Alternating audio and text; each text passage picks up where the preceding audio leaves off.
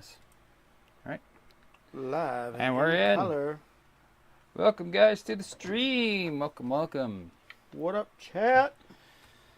So today's stream, well, obviously we got some Q&A going on here, and during this Q&A, I am going to be working on this.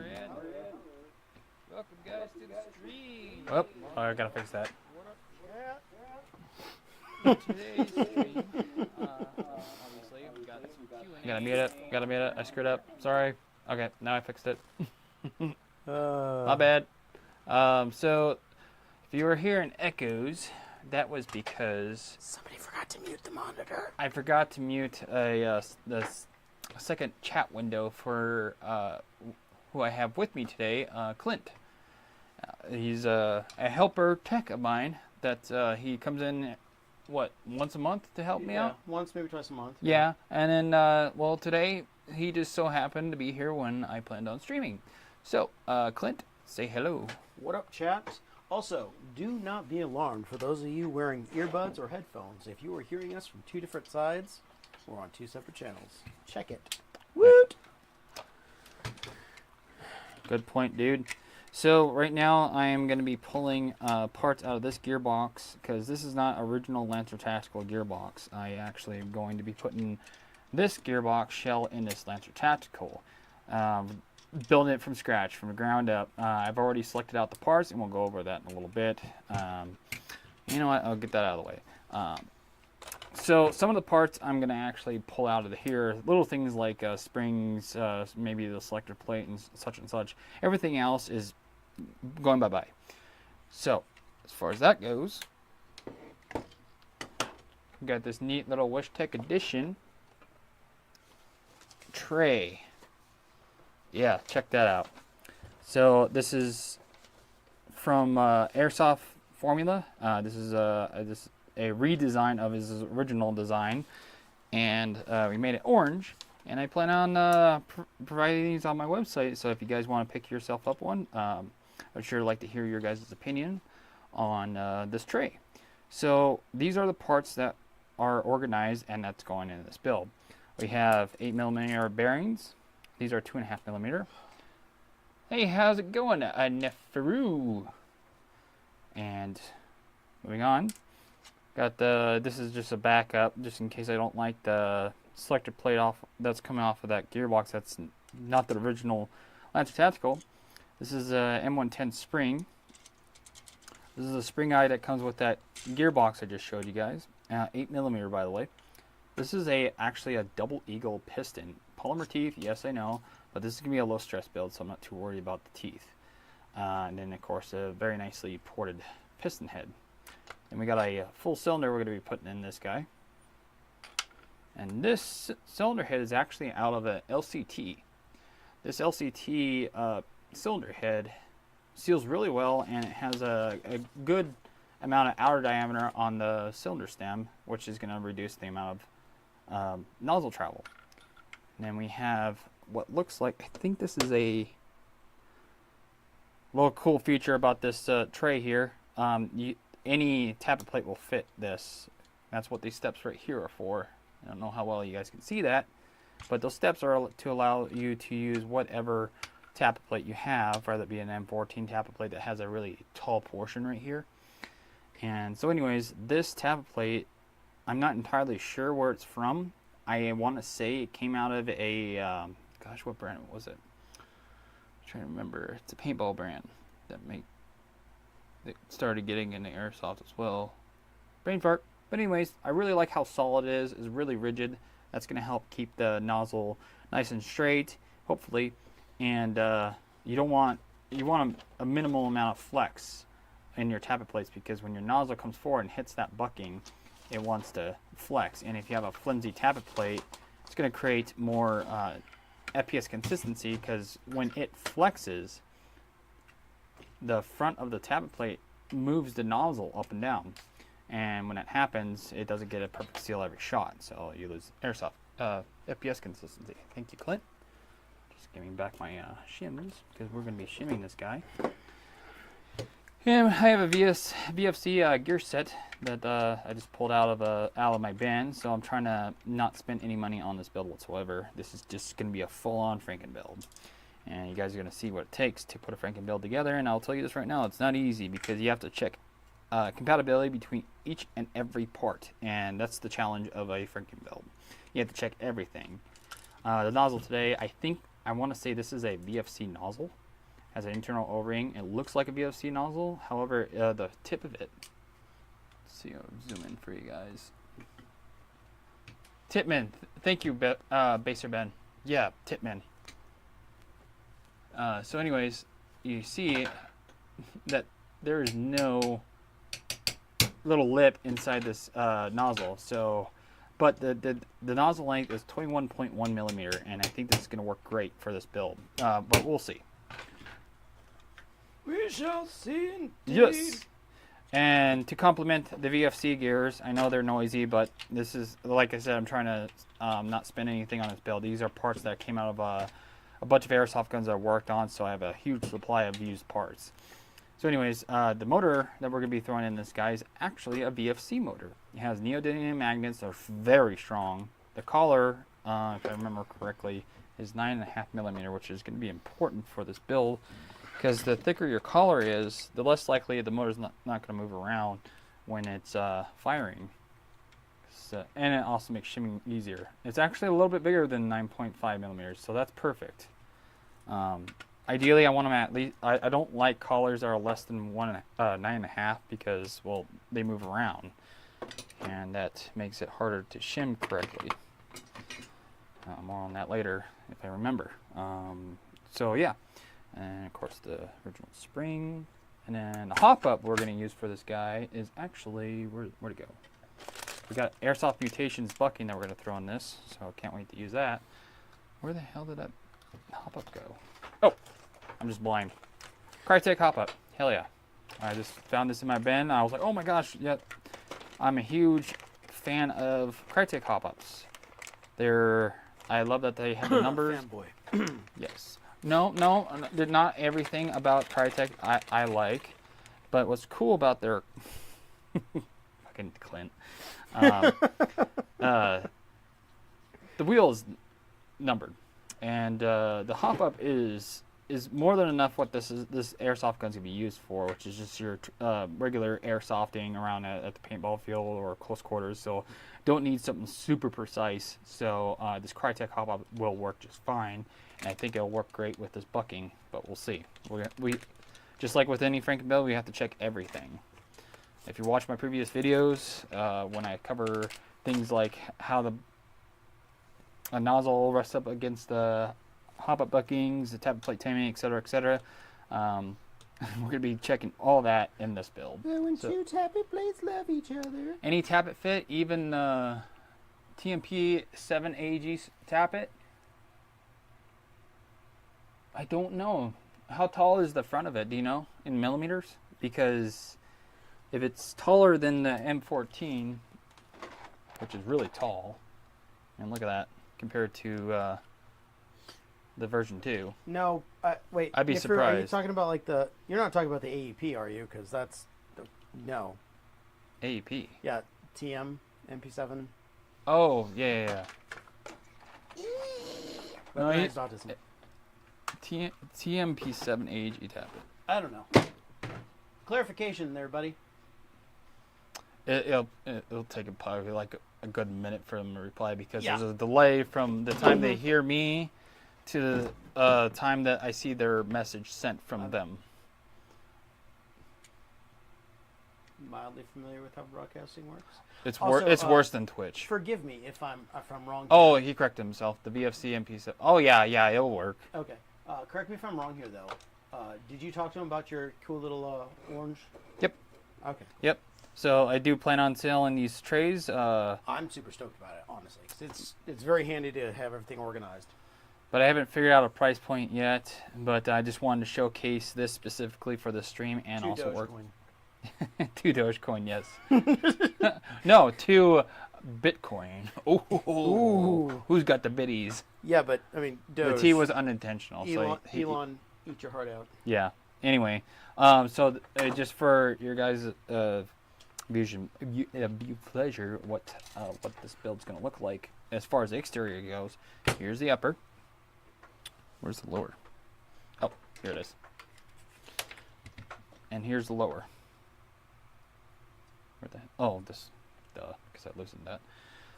So I'm gonna be taking some of the parts out of this gearbox to put in this one. Why? This gearbox right here is that CCI gearbox with the 6mm plastic bushings and all that garbage that they put in these things. And these gearboxes are prone to cracking, so I don't even trust it. We're going to use something that's made by SEMA. This is actually a gearbox I got from Bugatti, but it's an exact replica. I wouldn't be surprised if this is actually SEMA. So anyways, this uses 8mm, and we're putting 8mm bearings in this thing. Being a low stress belt, I'm not too worried about those bearings that we're going to be putting in that thing.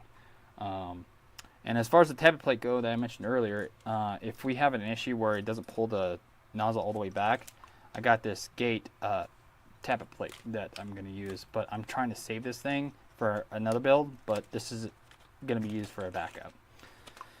So as far as the upper goes, there's another addition. Shout out to T238 of sending me a free Storm Tracer unit. I'm going to apply into this build, and it fits nice and beautifully in the front here to complement the looks and also provide it with obviously a tracer unit. So I think it's going to make it look cool. That note, chat, if you guys want to drop your opinions down there, I gave James a ancient by now, by anyone's standards, oh yeah, he's talking about this. pop can. Yeah, he's talking about this. Basically, it kicks out a little cloud of dust every time you shoot it, which is kind of why it looks like it's, dusty as heck. Yeah, there's dust all over it. But it's really cool. If you want to see what that looks like, drop a comment in the chat, and we'll make it happen, because, Ding, ding, ding, ding. Yeah, it'd be really cool. Is this so is that what it's called, a PFI smoke? Or cap smoke? Smoke can, yeah. Smoke can? Oh, it says cap on it. Then it even came with its own little dealy dad here. For all you Milsim guys out there, increase your Dude, Clint, your realism to the max. You were a Milsim junkie. I know. But you said that these are continued now, right? Yeah, like ancient. Baser Ben says heck yeah. Heck yeah. Heck yeah, fam. So anyways, we're going to go ahead and get started. Oh, I almost forgot. We are going to try and get this e-shooter Kestrel put in this thing so we have Bluetooth capability. Ooh. Last time I used this thing, I think it worked just fine. The problem is that it's not compatible. This particular model, I could not get it to work, even with the updates, to work with brushless motors. Brush motors work just fine. So, yeah, I'm going to throw this guy in there, so it'll have the Kestrel in it. If this, for some reason, does not work, I do have a backup. It's a little brother, the Falcon electronic trigger unit. It's like damn near identical in every way. Birds aren't real. I'm trying to do a stream here, Clint. You said but apparently they named them all, But anyways, names. that's the backup electronic trigger unit. So that's the trigger system that we're going to be using in this guy. Very resistant GBs, gearboxes. But right now we're going to get started. I'm going to pull this gearbox out and go from there. And right off the bat, the adjustment screw for the base of this is missing. The Kylan ETUs? Kylan? I never heard of the Kylans. You got your phone there? Nope. Look up I'm busy. Okay. Don't yell at me. Nefuro says, SEMA seems to have a very resistant gearboxes in my country. The Platinum line is basically non-existent, but the SEMA's not.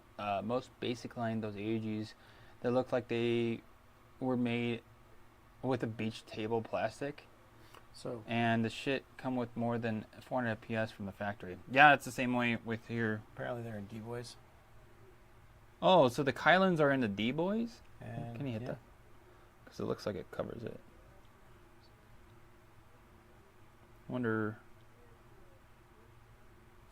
let that load well. Yeah. Yeah, I've never heard of the Kylan. Baser Ben, yeah, D-Boys uses them or use them. So yeah, there's your answer there, buddy.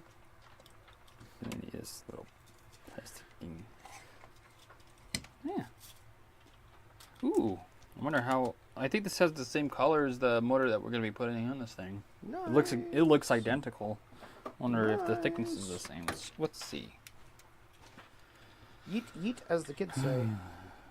Nope, Oh, it's skinnier. wait, they don't. It's a 9.38. Ooh. Gross. Yeah. But yeah, dude, even the pinion looks identical.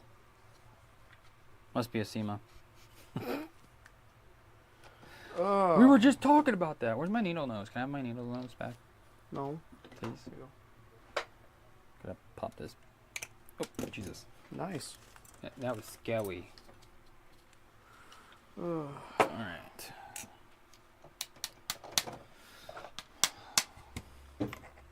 Ooh, I like these grip Yeah, screws. that D-Boy web address is not coming up. It's a foreign website, that's why. They have slow interwebs. Yeah, the only thing I'm finding on the PFI Snowcap was from like 2007. So Dude, I love these grip screws. These are nice. These are nice grip screws. oh, those are nice. Holy crap. Yeah. Oh wait, no, you can. I found one. You did? Yeah, see, look. 35 buckaroos. Yeah. It can the refill. Each refill lasts 6,000 shots. Nice. I know I barely put like 100 through it. Looks like it. Looks like you barely put 100 through it. This is one really long body pin. But it'll probably look really cool on like a DMR. One of these days, I'm gonna use it just to You, try it out. I hear you say that, and then I have no faith in you. Ouch, bro. Facts. Factual Facts. facts. Why are you always so mean to me during the streams? Because Crystal isn't here. Yes, she is. She's in the other room. Okay, It's just us. chat. That I had to put some effort to pull this guy out. See what I mean? Here, check this out. Oh Freaking my gosh, it is. plastic Oh. 6mm bushings. Yep. So this is not my first rodeo of dealing with these gearboxes. This is like basically a poorly made TM replica of their 6mm bushings, and yeah, garbage. I'm not a fan of these gearboxes whatsoever. Anyway. Oh wait, I was gonna salvage some of the stuff out of this thing because I think I need. So zoom back out. I'm trying to remember if I need anything. Baser Ben. Yes. Definitely ew. Ew. Ew. Gross. It's so gross. I'm gonna set it off to the side now because I can't really think of anything to use out of it. I thought I did, but I guess not. I'm just drawing a blank, so I'm gonna set it on here for now. I need some Cheez-Its because I like Cheez-Its. Nom nom nom. Want some? Heck yeah, fool. Family size. So, you mean my snack size? Okay. It's your snack size. Alright, so what I'm doing here is test fitting. Make sure I don't have to modify anything on the gearbox for this to fit. No, SEMA started putting the E-shooters in their Platinum series. In their SEMAs. I'm like, oh, thank God. Something that should be a lot better than what they were putting in there. Right. Like, okay, chat. I don't know if you guys know my background. Probably not. And that's okay. Airsoft, yeah. Sorry, I should have introduced you like that. My bad. Go ahead. I was going to say, I started airsofting about 2006. Wait, 2006. Whoa. That's like Why is that 18 years pivoting? ago, dude. Yeah, I know. Trust me.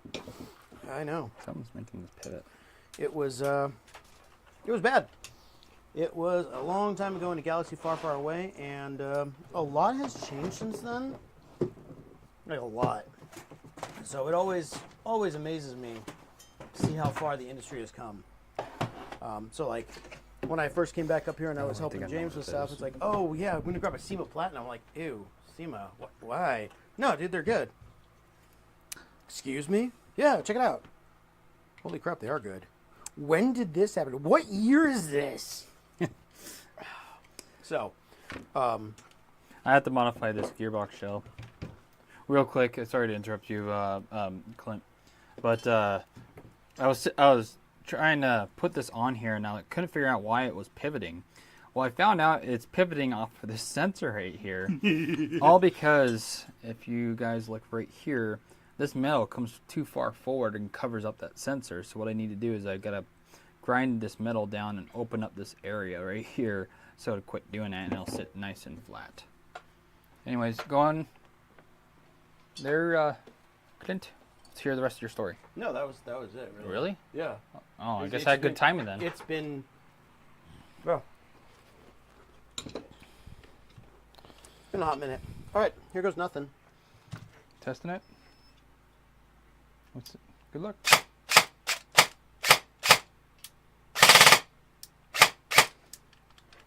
I think check your adjust your motor height. I think it could be. I think it might be a little too tight.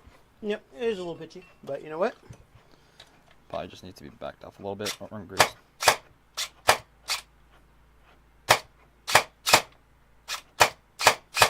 Why is it being interrupted? It shouldn't be doing that.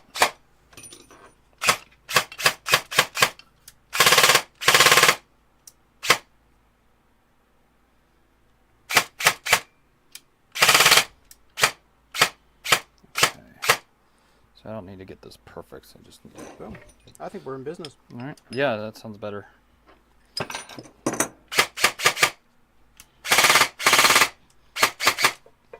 Corner that bad boy. Well, I haven't even gotten the hop up in yet.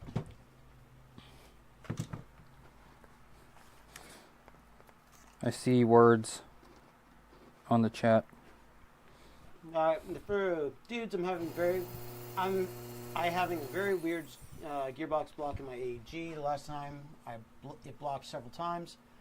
Blocked, Because you the mean battery- locked up? Yep, that was thing.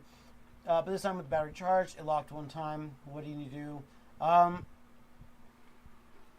Don't discharge batteries. If you're using 11.1, especially a LiPo, you don't discharge them. Yes, Millennial. Wyshtech gearbox don't burn. So if it's locking up, that means that the system isn't running right, which means you can hit anything from mechanical issue to something not sitting right. Fun story, my dad actually sent me his old classic Army that he got when I got him to play with me years and years ago. And it was having the same issue. It was locking up, which just wouldn't fire for whatever reason. Take it apart. Thank you. Sorry. And the bushings had worn out. The bushings I had installed like years ago had worn out to a point where it allowed the sector gear to wobble, and it locked up that way. So I'm going to tear it apart, redo it, replace the wiring, and redo the, what do you call it, the bushings on it, and then send it back. Make sure it's good to go. But that gun is probably older than a lot of you guys. That's over 20. It's probably 20 years old now, yeah. Hold on, I gotta sneeze. Excuse me. Oh, that was hard. So that's Clint's experience, which yeah. Can you say again what was wrong with that classic arm?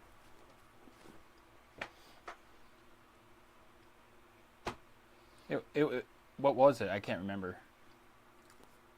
The bearings had worn out to the point where it allowed the gears to shift. Oh which yeah, caused everything to yeah. lock up.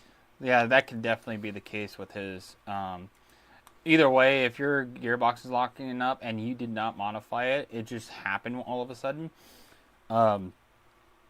Definitely go get it looked at because something probably failed.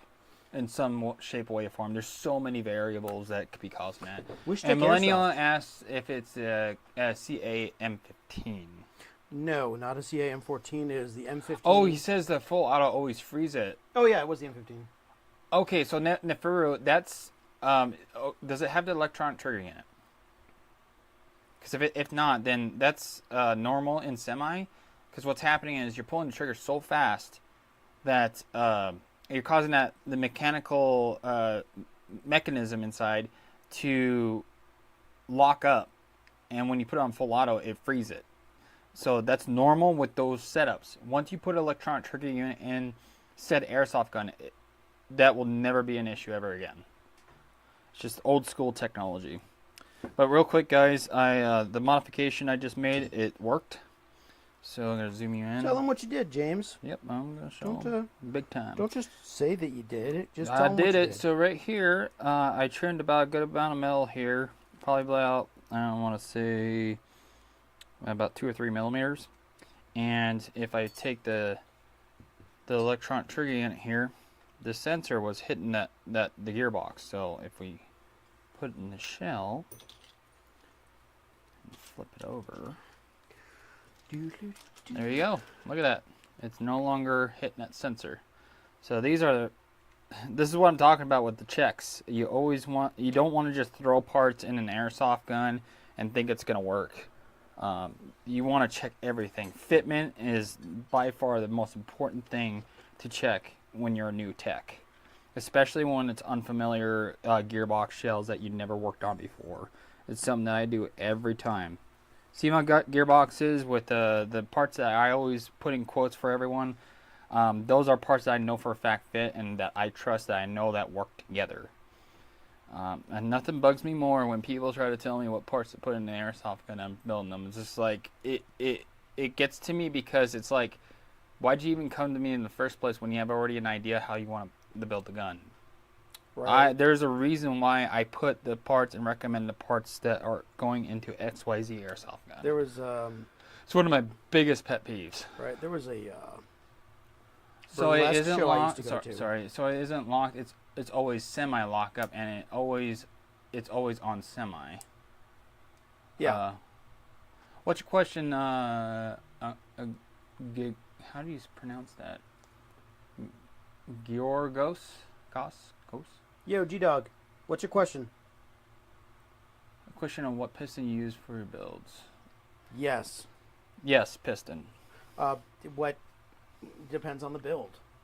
Literally, that's it. Yep, it really comes down to the build. If you're talking about like what pistons I trust, that's Night Stalker, and Bugatti, and Retro Arms. And then if I feel like Gucci, if I have a lot of money, Airsoft Mutations piston 100% is by far the best piston you're ever going to use in any AEG. Airsoft Mutation, 100%. Because I've used and tried their pistons, and yep, fitment, beautiful. Gearbox noise, beautiful. The downside is it's like a $50 piston, if I remember correctly. It's been a while. So I hope that answers your question, bud. Dude, I'm going to be honest with you. I'm talking about your biggest nightmare, an MP7 VSC AEG. I've never seen anyone having this problem. So what could I do? Maybe a battery.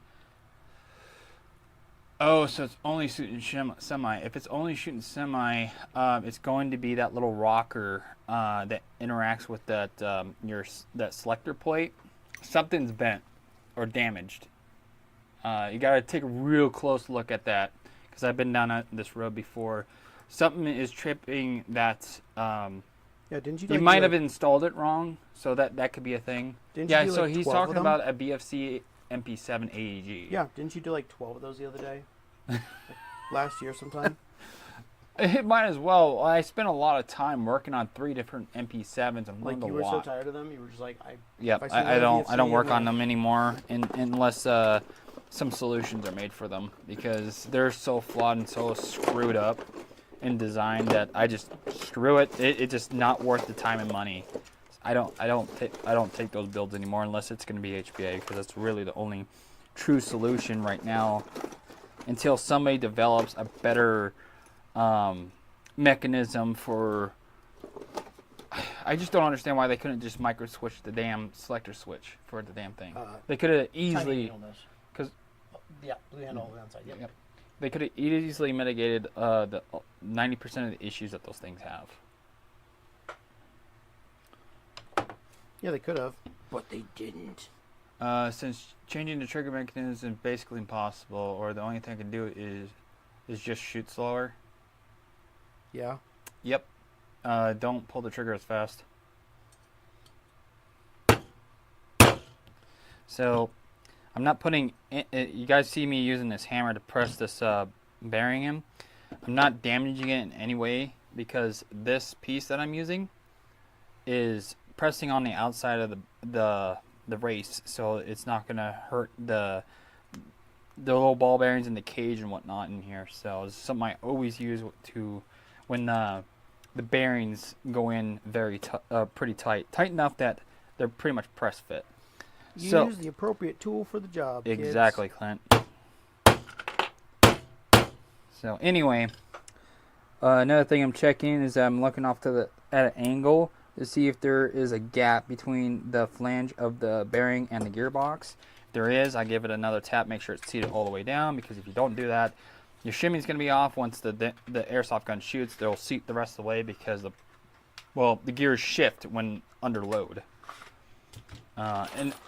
And if they don't go in tight like that, I always glue them in, because shimming it gets skewed when you don't do that. Shimming is important. Oh man, I'm just waiting for somebody to say. You say the hammer noise is scary, but like, have you ever done work where you just like need to hit something? Trust me, it happens. Millennial, I'll buy that PSG one off of you. What do you want for it? Gimme. What do you want for it, Millennial? I want one so bad because I used to have one, and I was a dumbass. That's a standard version 2 gearbox still, though, right? Nope. It's its own proprietary gearbox with a mechanical pre-cocking. Ooh, yeah. Okay. Very kinky. The hammer noise is scary. Yeah, it's not as bad as it sounds, really. The mic is just going, oh my god, it's really bad. All the decibels. I'm not even hitting it that hard. Just my damn mic is Millennial isn't selling it. You're on your own. Sorry, buddy. I see how it is. I thought we were friends. You know, Millennial, you should send it to us so we can work on it and let hold on to it for I will make a freaking YouTube video about it, dude. If you're not gonna sell it to me, at least send it to me for to build it up for you. 'Cause I would love to make a YouTube video about it. Spare no expense. Some expense. Yeah, there's some. There we go. Do. Phenomena.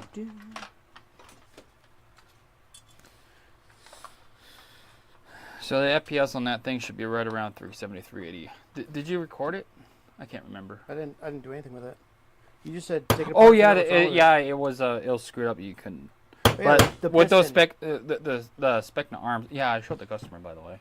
Nice. He was like, whoa, whoa. Was he really like that? Because that seems a little bit but he dramatic and no, he wasn't. But he was like 90s. He thought it was really neat that he showed me that, and because he was also a technical kind of person, so seeing that stuff was kind of a treat. And I love showing customers that stuff because it's fun. It is actually. If you know. Oh, he'll consider sending it in. Yep, I can make it the star of the show there, Millennial. That'd be super cool. Send us an avatar and we'll put it right next to your gun as he works on it, so it could be like you're right there. You know what? What I should have done before I put these bearings in. Radius the gearbox. Yeah, probably. Yeah, because I see sharp edges that I know likey. So when I do that, when I forget, what works great to cover up the bearings, black tape. Very easy to, because black tape will almost stick on anything with grease on it. Yep. Which is really cool. So that's what I'm going to do right now. I'm going to tape up these bearings. So that way, when I, can you hand me the scissors in that drawer when you get a chance? Yes, thank you. Excuse me. Yeah, hit me up on Discord, Millennial, about your PSG1. Love to work on it. Feature it on a YouTube video. Because now, God, dude, I had the original box. It was in mint condition. I traded it for a KWA SR16. Because you were an back before they rose the prices up on those things from 450 to 700. Yep. Hey, Millennial, just for you, check it out. That is the body for the Classic Army that my dad sent in. Is it modified to take the more traditional hop-ups now? Yeah, it is. Where the metal's cut out through here, because usually that's all solid. Yeah. That's cool. So you don't have to use the two-piece hop-up bull crap. Right. The TM style. Can you hand me a magazine? Why did you put in this tape? The tape is to cover up the bearings to keep the metal shavings that are going to be present when I radius the gearbox. God damn this. So I don't want the metal. Oh my God! Yes, I love it. I don't want the metal shavings to go inside the bearings, which will ruin them once the gun starts shooting. So I'm gonna be off camera for a moment because I'm going to radius the shell. But go ahead and keep asking questions, guys. Millennial responded to your comment. Yep, very old school, very awesome. Is this dead? Oh, it's. I gotta fix it. Something's wrong with the. Sorry, the other one's out there, so you can go. Use that. The strike mag because that's cool. Okay. All right, so. Yeah, if you're just joining us, right now what I'm doing is I'm getting ready to radius the gearbox that we're working on. Did you just throw a BB at me? Call your hits. I poop out a question. James doesn't call his hits. I'm a cheater. I'm a cheater. Mum's the word. Bob's your uncle. Here goes nothing. 350.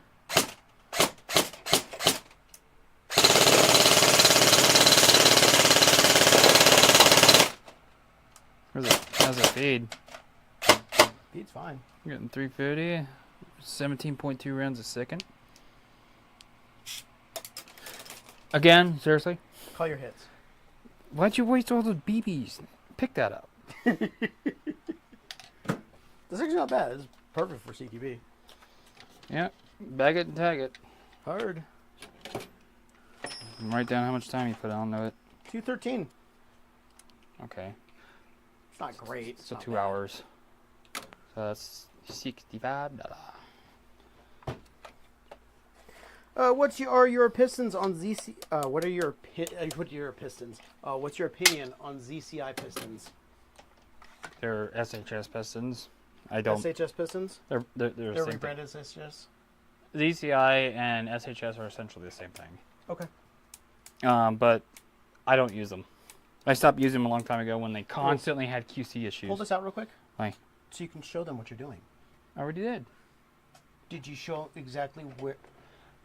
Hold up, chap. We're I'm going to leave this one in because I don't need to bring both of them. Okay, cool. Yeah. There you go. But So, valid point. what he's doing here, you see it all taped up, and he's going to come through and start milling stuff out with the Dremel, right? The gunsmith tool. But basically, the black tape will help keep stuff out of the bearings to keep them flowing freely and make them still viable. So, good to go. Yeah, so I'm radiusing the gearbox. I'm basically putting a rounded edge right here. You see how that's a tight corner right there? You don't want that on virtually any gearbox you use. The reason being is that when that piston comes forward and slams into that cylinder head, it puts a lot of pressure on these corners. And so what I'm doing is I'm going to round it out to spread out that stress so it's less likely to crack the front of the gearbox. So it shouldn't be something that I'd be really worried about with this, but for practice reasons and for the sake of the stream, I'm doing it anyway. Not all builds require that. If you're going to do like a DSG or DMR build, I would highly recommend the radiusing your gearbox. And I use a Dremel with a side cutting bit used for cutting into metal. You don't have to run a very end bit, basically. Thank you, Clint. Carbide cutter, that's what it is. Carbide cutter. I'm gonna mute me. So if you need to mute your mic, Yep. you just press this button. That's how you mute your mic. Oh, the blue one?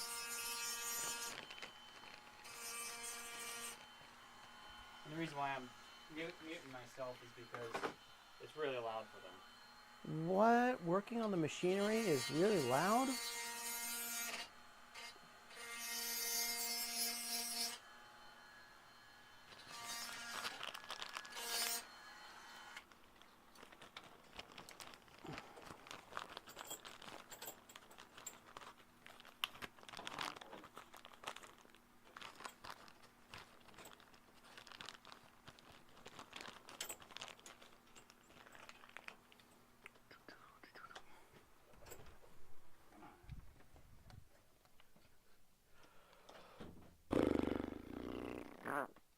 Oops, sorry, chat. My bad.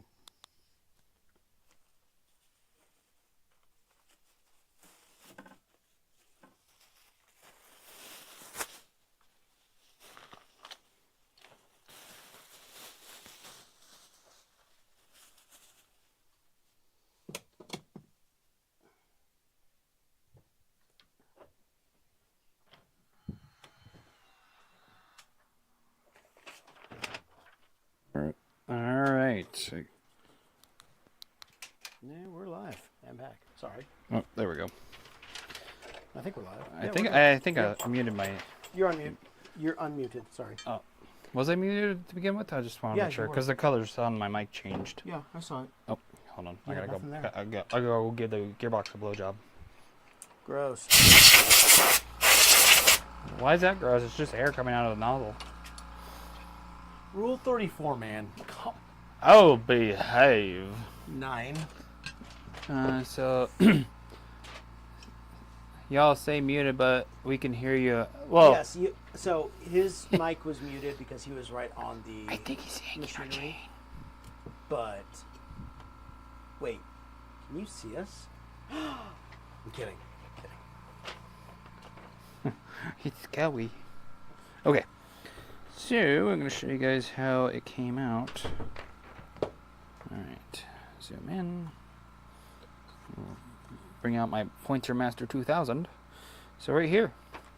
There it is.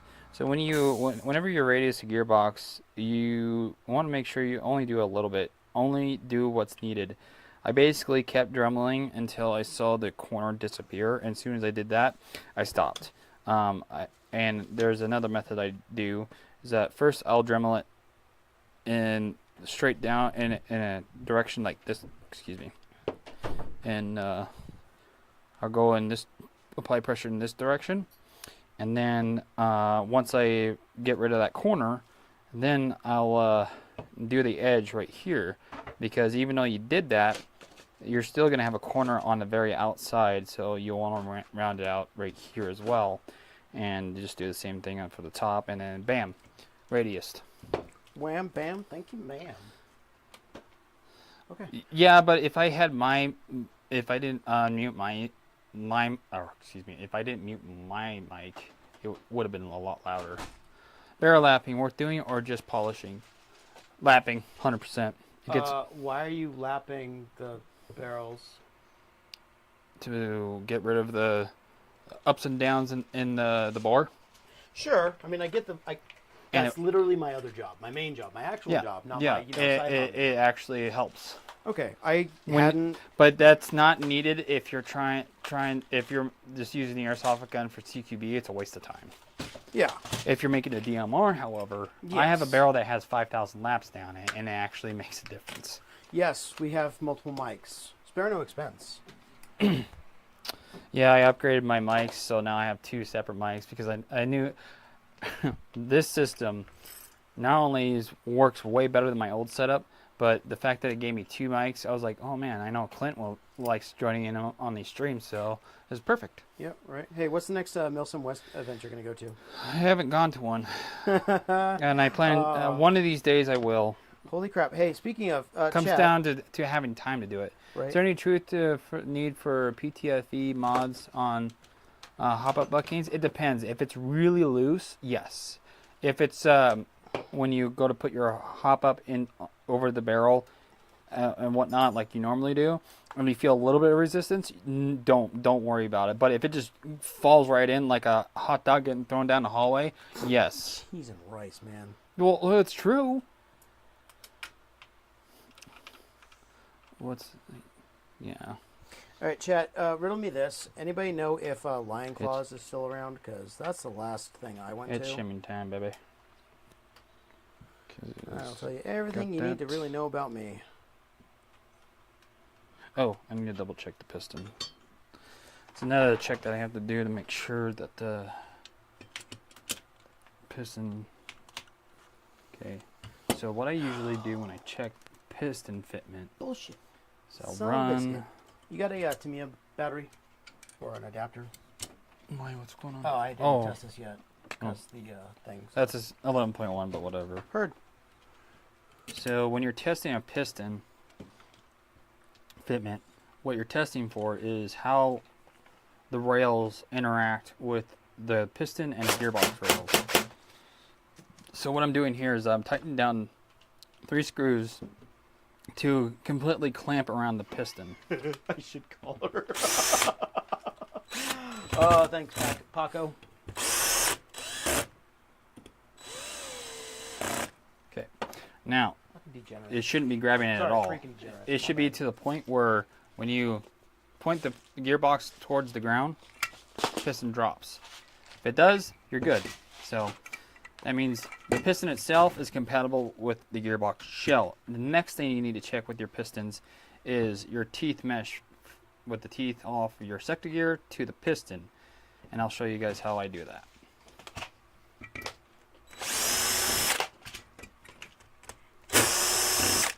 No, but speaking of events, James, are there any events you are going to be doing anytime soon? Every year, D-Day. D-Day. Over in Washington. Over in Washington. It's- Where in Washington? For those of us that don't. Ford, Washington. It's at Nighthawk. Okay. Real quick, I gotta explain this. So when you go to test your teeth mesh between your piston and your sector gear, put your cylinder and cylinder in. Make sure your piston head's on your piston. Insert it in, just like that. Then you're gonna put it all together. And then just like this, make sure your teeth are facing down to the 6 o'clock position, and then put your shell back on. Once you do that, tie in 3 screws that surround the assembly, because this will imitate as if the gearbox is together.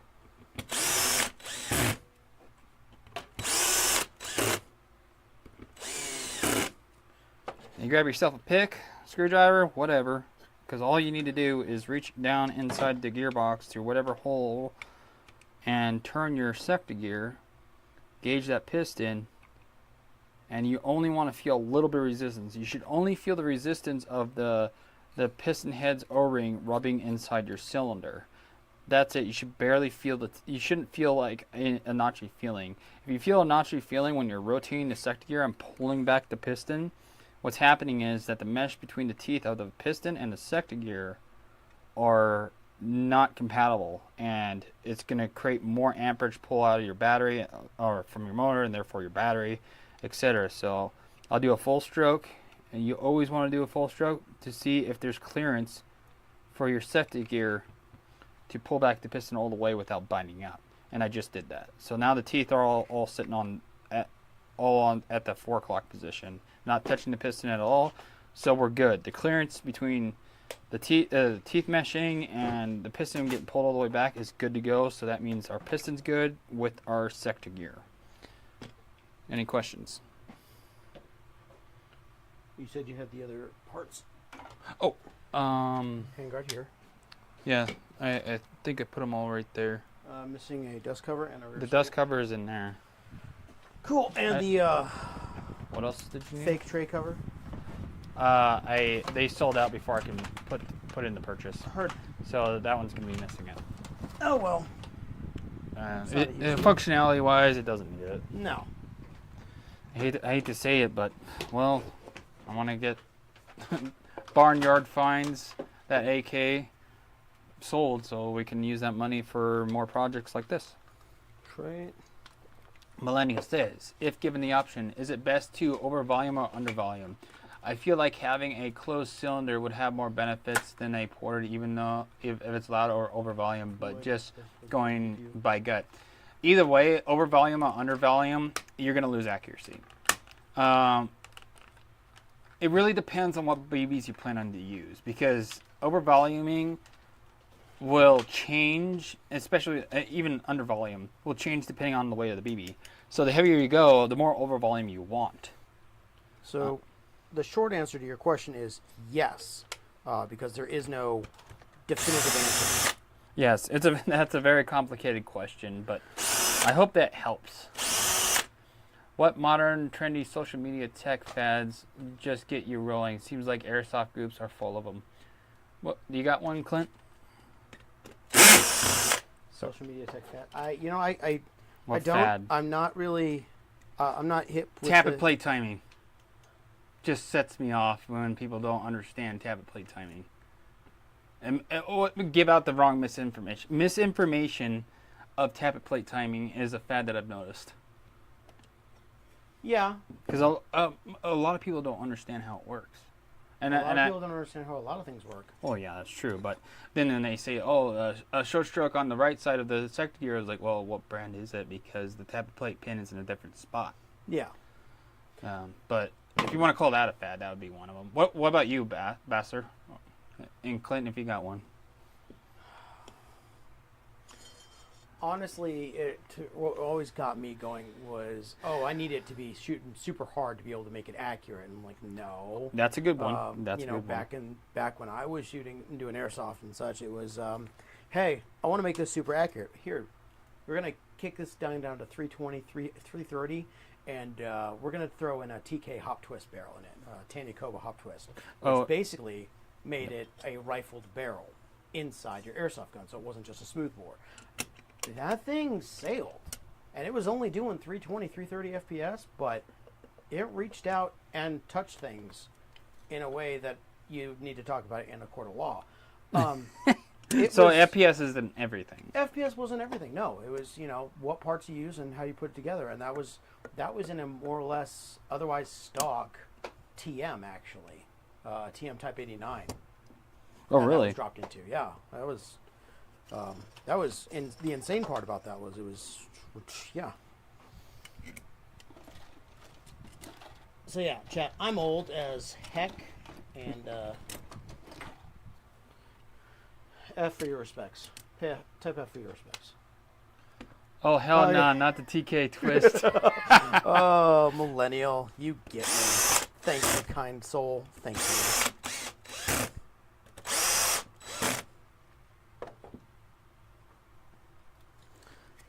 Oh yeah, I definitely shimmed that too tight. Whoops.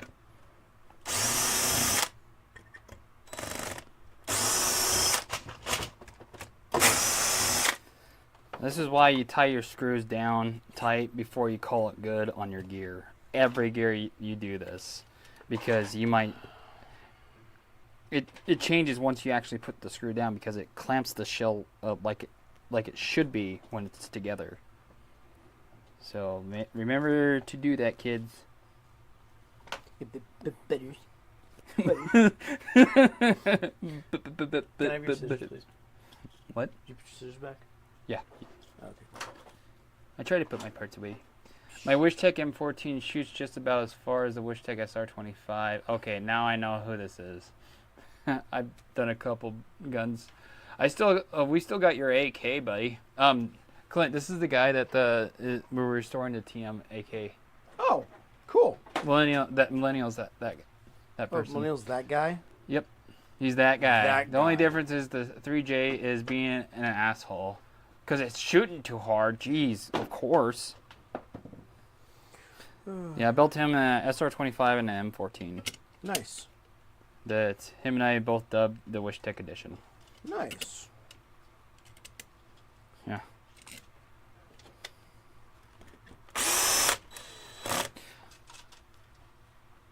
Millennial, hurry up and send that PSG one. Cereal. Just HPA it. Oh my god, yes. No. Fuck. That is. Oh, yeah. That's The fad. fads, Yeah. No, Yeah. That baser, yeah, no, definitely. Well, that your timing was just right. Where I thought you were saying HPA to PSG one, I was like, you go to hell, and you die. You die. You go to hell and die. You hear? Oh, yeah, no. So, fun fact, I don't know if you guys know this, but HPA systems don't work everywhere. For example, I don't know if you guys know this, right now here in Montana, it's below freezing, and we just had a good dusting of snow that just dropped out of nowhere. It was awesome. We got like 6 inches. Compressed air in cold weather does not function well. So, fun fact. Especially the seals. But, I mean, if you think about it, it affects AEGs as well. Yeah, but I mean, it's a lot worse on compressed gases than it is, that. Yes, AEGs, battery life is going to suck. Sure. Well, the seals as well, but you can always just use softer stuff. Or you could just, not to bitch. Damn, bro. I know. And just not worried about that AK whenever you get to it. Actually... I'm worried about it, Millennial. Okay? Yeah. I'll worry about it for you. Yeah.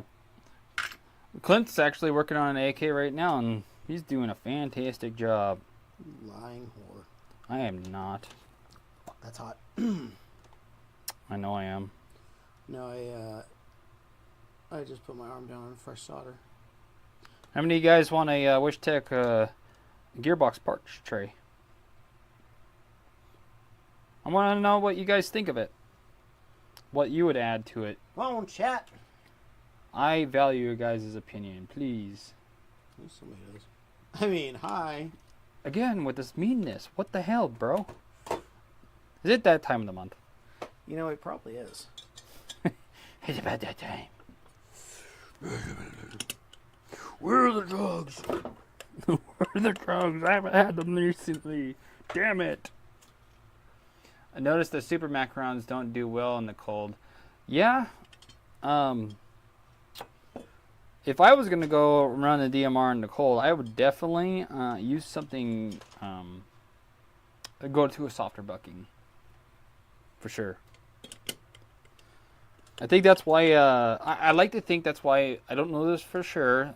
If any of you guys know for sure, please cite the source, the references. But I'm pretty sure Maple Leaf made those silicone buckings for the cold.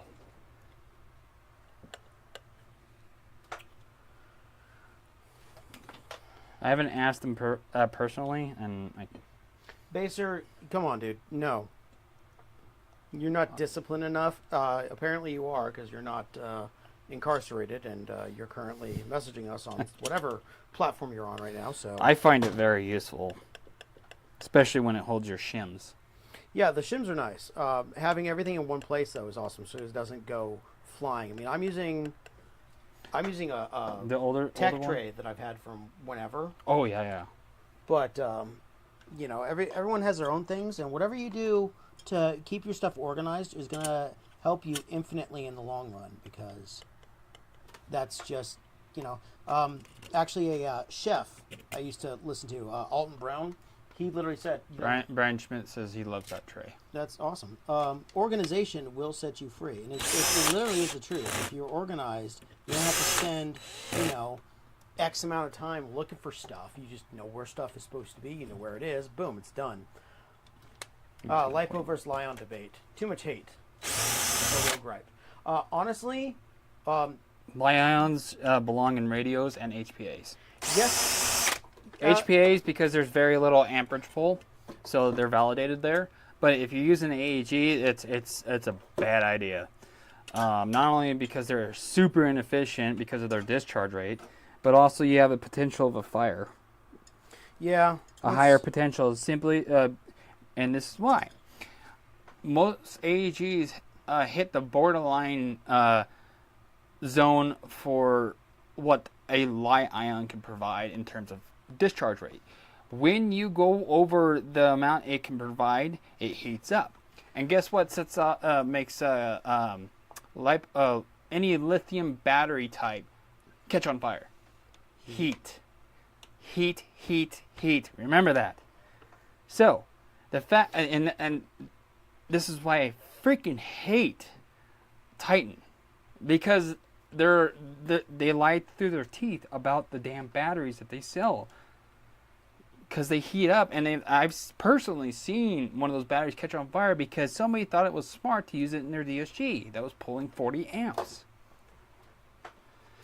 So, whereas LiPo batteries is all dependent on what they state in C rating is what they and the mAh rating. You just got to pick the right battery. Melanie asks, so what if you use a brushless motor with a Li-ion battery? I still wouldn't use it because they're still they Second verse, same as the first, bud. The fire hazard isn't as bad. It depends on the build. So a brushless motor could still exceed what the battery puts out. Yeah. It just depends on the build. How much load are you putting on that motor is the question. Yes, brushless motors are more efficient and they take less amperage to perform the same amount of work as a brush motor. However, if you're putting a really strong spring or a fast fire rate gears in that thing, or something goes wrong and things lock up. Exactly. The battery's going to heat up regardless. It won't do it as bad as with a brushless motor, however. Another thing to think about with Li-ion batteries, you're losing performance. Your rate of fire isn't as high as it could be with a LiPo battery with a lower rating in milliamp hours. A Li-ion battery of 3,000 milliamp hours, and this is from the Titan batteries, will last as long as a lithium polymer battery with half as much milliamp hours with the same amount of C rating. And I've tested this myself. I've tested a lower rating LiPo battery against a Titan's Li-ion 3,000 milliamp hour, I can't remember the C rating now, 11.1, and the LiPo battery outperformed it by 5 rounds a second full auto. And the trigger response was faster. Ooh, but 5 rounds, that's not... High amp, I'd agree. If I built my own 35 amp continuous cells, I've never built anything I wanted more juice than that. Well, either way, you're still losing performance out of a Li-ion battery, whether it's a Titan battery or not. God, this is a very complicated question. There's so much to it. That's a very good question, honestly. Thank you, chat. Complicated in a good question. My bad. No, How do you optimize motor engagement in aftermarket pistol grips that change So if you go to Brill Armory, because I don't sell these, you get one of these guys. What this does is you put it in your gearbox, just like this. Just like that. Close up your gearbox, and then you'll put it in your receiver. Like that. Then you'll put your grip on. You take the little cap at the end off, and you see where the tip of this, right here. Just the tip. Just the tip. And see how centered it is. If it's off-centered, then you'll shim your grip one way or the other. You can use regular shims to do it. Just glue them in at the bottom of the gearbox. Right where the screw's going into. Or whatever. Or you can get a hold of the Airsoft Mutation, and they sell gearbox shims. Or pistol. I don't have it any with me right now. Of course not. Because I ran out. Or you can 3D print some. And 90% of the reason why the grips fit all wonky is because they're not made for the receiver you're putting on. So they'll go on and hit the edge of your receiver and be all cockeyed. When you shim it, it moves it away from the shell and straightens out. So 9 out of 10 times, you're good. I hope that answers your question. Good job, Millennial. You made our brains work. Hope you're happy. Ouch. Seriously. Ouch, my brain. That was a damn good question. Or statement. Too much hate or real gripe? Real gripe. Real gripe and hate. No, but batteries have always been a thing. You know, back when I was at GI, we had all these things like pamphlets that we put into our stuff. It was like, oh, Airsoft 101, etc. You know, what is this? What does this mean? And they're like, you know, we have all this stuff, but no, we don't really do anything about batteries, and everyone's always asking about batteries, and we need to do one. That finally did one. In part with my recommendation, but yeah. All right. Yep. Thanks. Sector gear good.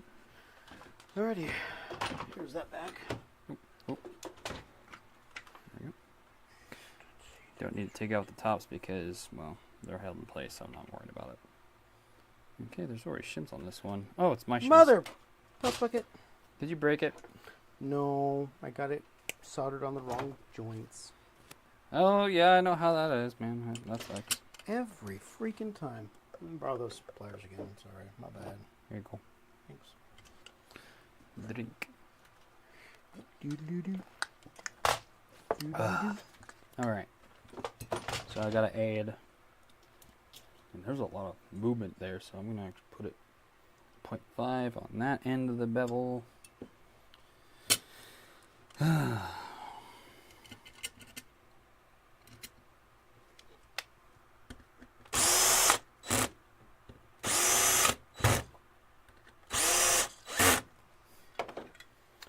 Really hope the nozzle alignment's going to be good on this. Sure suck if it didn't. So I just realized that's something I should have checked. Oh, damn it.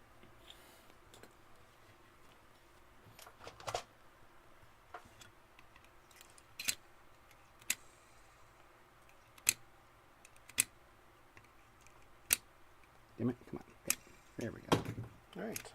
I don't feel any movement on that bearing, so I think the inner race is getting... Yeah, I don't like that. Me no likey. Put on full auto. See, even AKs have the semi-auto lockup. Yep. That's what. Boom. There you go, buddy. Oh, gross. What's the FPS on it? 302 is what it came in at.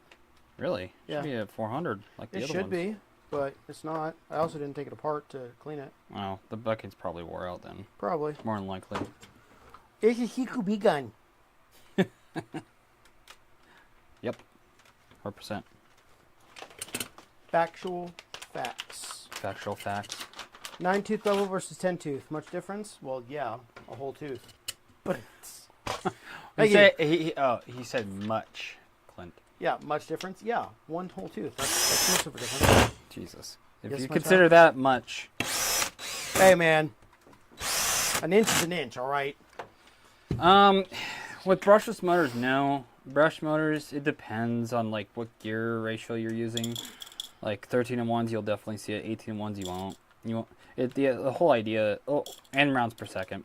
The whole idea of it is to make your airsoft gun more reliable in terms of durability. Trying to think here. A 9-tooth, or do I have that backwards? So what are we doing with Millennials AK again? Huh? Definitely Oh, just not. restoring it. Not playing with it That's erotically? not millennials. That's another build of mine. Oh. It's in that box. That USPS box. The USPS books? Oh, yeah. Yeah. Oh, right. This is the one I looked at and I was like, holy crap, all this is missing. Yeah, I think I threw everything that it needed in there. But anyway, nowadays, really, you don't need to worry about it, especially if with the parts that come out. Well, anyways, the parts that I sell anyway, never had an issue with a 10-tooth. I think that's what these are. Can you work on a 2005 ICSM-4? Probably. Oh yeah, I have one. I had one like years ago. I have too, one. I have one of my own. Is it the one where the gears release when you press the forward assist? 1, 2, 3, 4, 5, 6, 7, 8, 10. Yeah. So the ZCI 10 tooths or 9 tooths are a waste of money in my opinion because they're always warped. Oof. So I don't even use them anymore. Grief, Charlie Brown. And with brushless motors, on 90% of the builds I do, it's not needed. The Javon and the Suolink gears handle all the stress in the world. I've even tried them with the M190 spring, and they hold up just fine. I have I even have a SP210 that I want to try one of these days, but none of the brushless motors that I have are strong enough to pull it back because they're only rated for M190s and below. I've already, and that's with the 18:1 gear ratio. If you try anything lower than that, it's like a 16, even a 16:1, which is not a true 16:1 by the way. But anyways, You're still missing parts. what parts? You're missing a motor cage. Oh, yeah, that's because you can just grab one down there.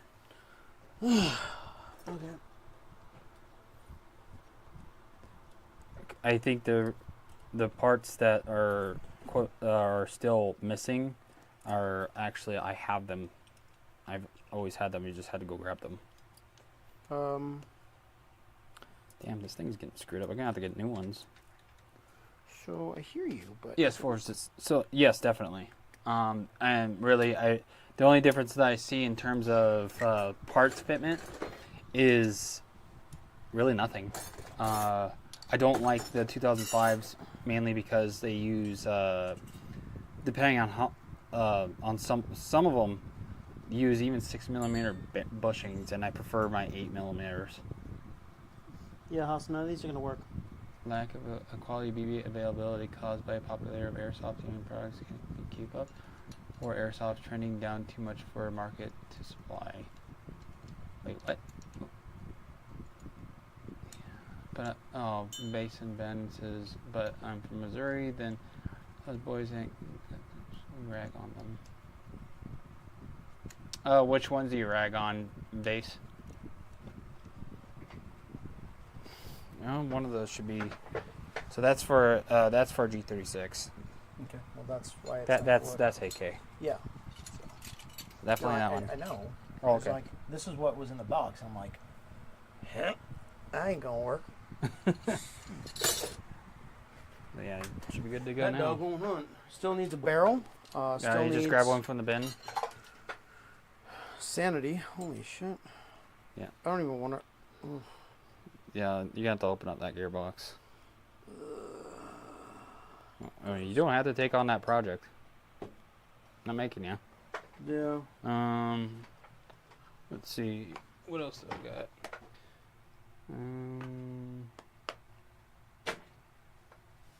You wanna? I don't want to skip ahead.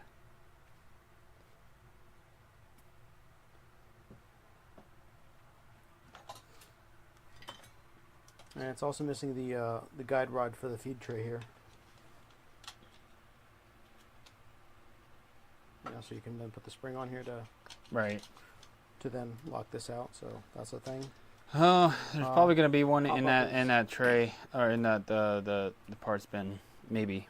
That part's bin with the AK parts in it. Yeah, Okay. maybe.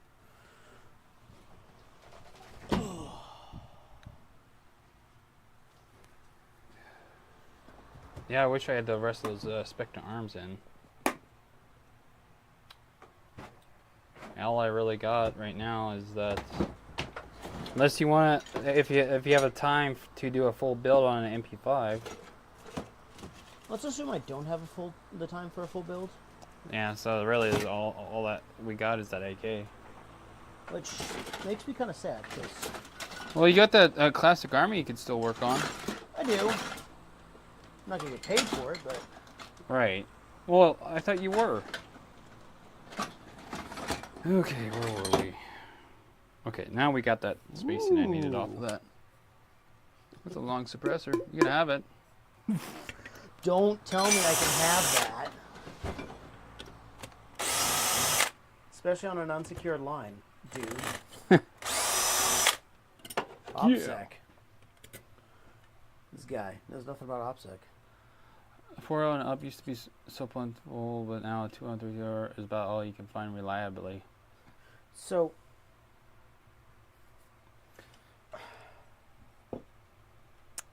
Paco, the internet exists. Literally, you can order stuff, get it to you. I don't think that's what he means. That he knows. I think he probably knows that you can get 4.0s and up, but he says reliably, as in the manufacturers that do make them are crap. Fair. I can agree with you with that. Yeah. However, there are some that are actually halfway decent. You just have to stick with them and roll with them. Don't like this cap. So who do you use for high weight BBs there, my homie? HPA. HPA? High pressure, high powered airsoft. There you go. That's who I use. You hear that, Paco? Go get you some. He probably already has. Because some people have issues with HPA. I don't personally. Yes. So there's probably less manufacturers. So a lot of different things have changed within the market. Probably would be my guess. The question is, what's good, what's not good. And, he says less manufacturers making now. I was talking about that. I'm sorry. Dude, come on. Don't yell at me. You got a motor spacer? Oh,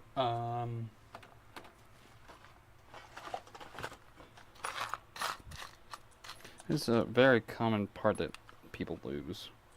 Here. Yes, they are. It's always the small parts, right? I'd say that's average size. It's a joke. Jesus. Huh? Don't yell at me. Trying to find a set screw for this damn thing. Because it's been lost. I think I found it. I think this might fit. Made in China. Oh, I think I found the size. Hooray! Huzzah. Hooray! Okay, I need 2 small fine threads. HPA are good. I just wish the options were as vast as 10 years ago. How vast were they, Paco, for you? Like, what's your ideal BB weight size? BB weight size. Good lord. I got glue. Yeah, brother, we're gonna go down to the gym and lift some BB weights. Yeah. Jesus. Next thing you know, we're where'd I gonna put get that piece to go? demonetized Oh, there because it I is. used our fake voice. Brother. I'll throw the motor in. This is We're why we gonna can't do mess motor with height adjustment. Clint. this. Speaking of which, whoa, where did I put the disc at? Speaking of small parts and What losing, gears are compatible with the Crytek gearbox, and or what modifications to the gearbox are needed? So the Crytek gears are compatible? I don't know. I always do 1801, and I leave the I like using the Crytek spur gear, and I like leaving it in there because it's made for it. You just buy the little collars that go on them, and they handle a DSG setup just fine. So they're approved by me for durability wise.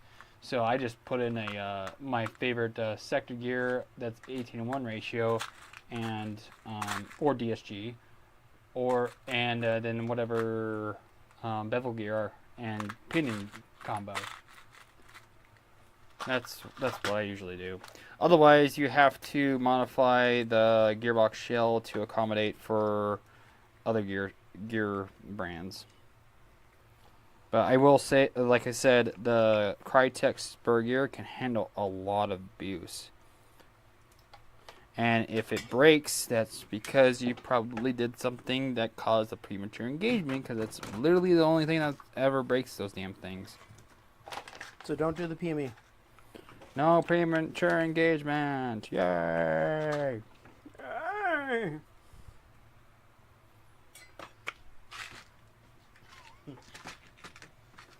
Yeah, just reuse the Crytek spur gear. It meshes really well with the SHS, Javon, Rocket, Spur, or Sector Gear, and Bevel. In my opinion. This is just from experience. Your opinion wrong. You can always throw a Retro Arms gearbox in the receiver. That's another option, but the shell just doesn't, unless you got a mill to mill down the where the sector gear goes, that part right there is raised, and that's why a lot of gear sets spurs don't fit in the Crytek gearbox, because they freaking did that. And it's just, if you had a mill, you can just mill that nice and flat, and then of course put your release in for the flange, and then throw in your a 2.5 millimeter bearing or bushing. Pick your poison. And whoever put those screws in here put the wrong ones in, because they're supposed to be fine thread and they put coarse thread. Yep. And reformed the threads of the brass fittings in there. Nice. I might actually look for a different grip, because I'm not liking this one, Clint. Yep. Not at all. BB weights for me, heavy dependent on what you're using and doing. Yep. Well, yeah. HPA, the air type. Bolt action with 500 millimeter outdoor feel. I always like 4.3s. Huh. Why 4.3s instead of like something heavier than that? Because You get more range. Because your mom. Just curious, because everybody experienced things probably, not probably, but definitely differently than I have. Oh my God, Clint. Had a Lancer Tactical gearbox right here. Way to go, Jimmy. I didn't see it sitting there. Damn it. Excuses. You hear that? You hear that? Freaking Don't guy over yell here at with me. the excuses. I didn't do it. I'm looking for a different grip. And I found it. Excuses. Might have to James. use shims with this grip though. Gotta check that. Dang it. Oh wait. Nope. That's actually a real screw. Oh, I have two of these damn things. Okay, I think this is the one that has the issues with the. Yeah.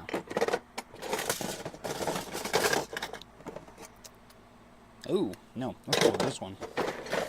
This one. Okay, so the grips with these kind of motor adjustment screws are my favorite. Yes, absolutely, hands down. This. So, sticking with this style, and this one's actually in really good shape. So, I'm going to switch over to this guy, because I like this type of motor height adjustment over this The old stupid Marui thing. style. The old Marui style is stupid. It worked for what it was, but it's not the best. I mean, it was a good baseline to start with to improve upon, and boy oh boy, this was a great decision. It's there's similar things I just found. There's a real world. There's a Hungarian company that made a pistol for service pistol for, I'm guessing, the police and or military. The GS9. Yes, GS9. It's both hammer fired and striker fired. And I was like, wait, what? And that's like super innovative for a lot of different reasons. And I was like, oh, that's pretty damn cool. Okay, cool. Oops. Hey, Sig, Glock, where are you guys at with this? I don't know. We don't need to innovate because me. I don't know. They're probably like, that's stupid. Oh, that's stupid. I don't care. I have 5 yards. I'm Glock. I don't need to do that. I am a bit. Had to buy Promi EG gears, wide use for my Crytek on 13.1. Why? Because you hate yourself, I'm guessing?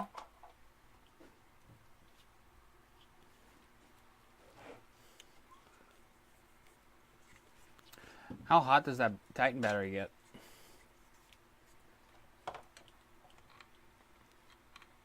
Wait. So it's a 13-to-1 with what gear ratio and what motor? And I'll never use Promi EG gears ever again. Had a bad experience. Oh wow. Show us on the doll Dude. where the Promi gears touched you. This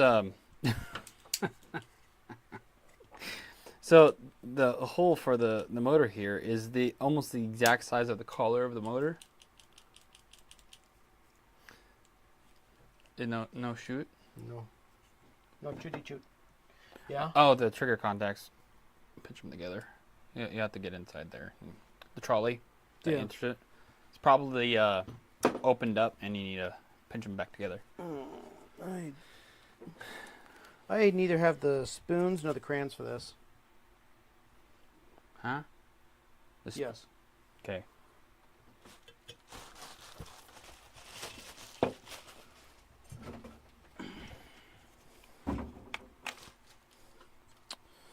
Oop, yep, motor's up too high.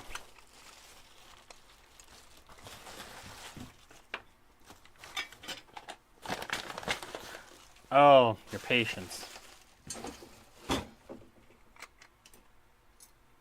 Oh, still way up, way up too high.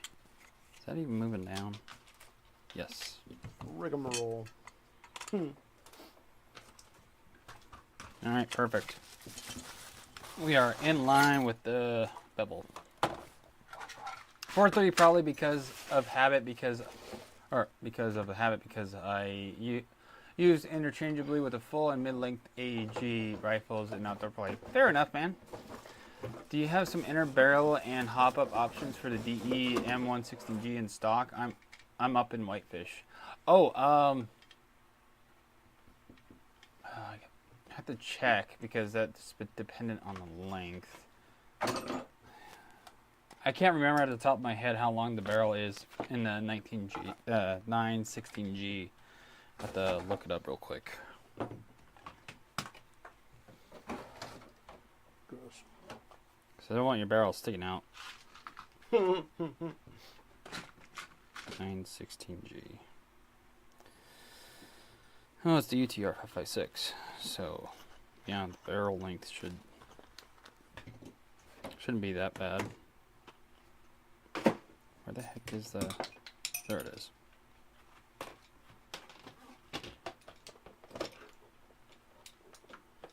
I think I've got the barrel length in stock. Technical there. There we go. 300 millimeters is the barrel length. Let's see. I'm going to go check real quick.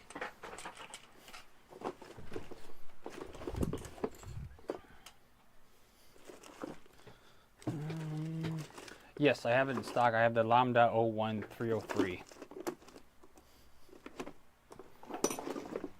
That answers your question there, Brian.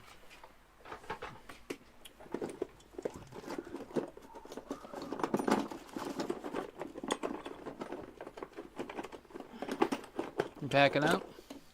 Yep. Word. Hard to your goldfish.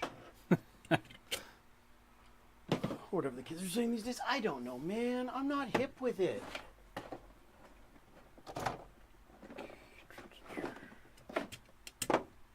Thank you. Yee.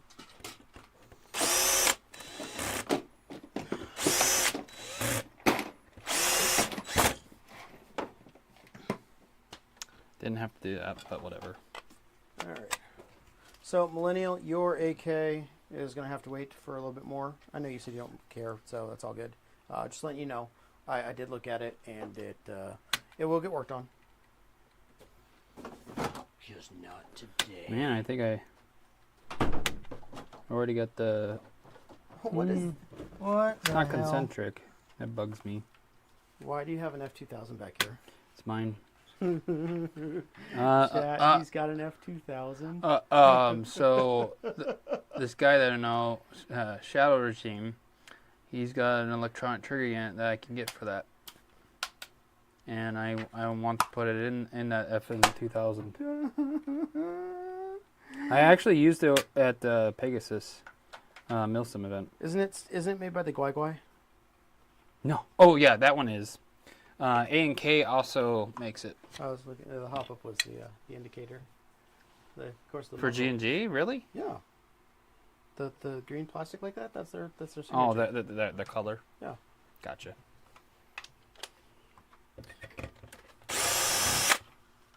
I'm gonna raise the bevel just a little bit, probably 0.1 mil, and I can shim the rest of the gears. We start assembling the gearbox. Oh, I gotta check tap plate taming. That's right. There's a few other things I gotta check.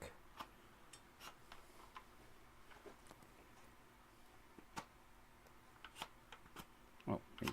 Weird. So I just gotta go up. So I gotta leave these shims here. This one is, I think, a point. All right, chat. If Real it's quick 0.2, quick I question gotta for you leave it. guys. I know y'all are still here and doing things. What we have an option for a build for me to work on next. A TM MP7 AEP or a D-Boy. It's a D-Boy, right? Or is that an Echo One Knights clone? The PDW. Don't know. I think it's an Echo. An Echo, yeah. I want to say. Yeah, either an Echo One PDW, Knights Armament, or a TM MP7 AEP. Why do you call it an AEP? Because it's an AEP Oh! gearbox. I'm thinking the Alpha Alpha Papa, not Alpha Echo Papa. Yeah. The AEP. Yeah, me and my brain, damn it.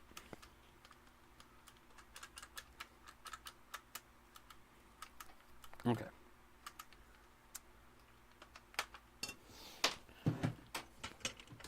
Ugh. Now I need to run screw down, James. Come on.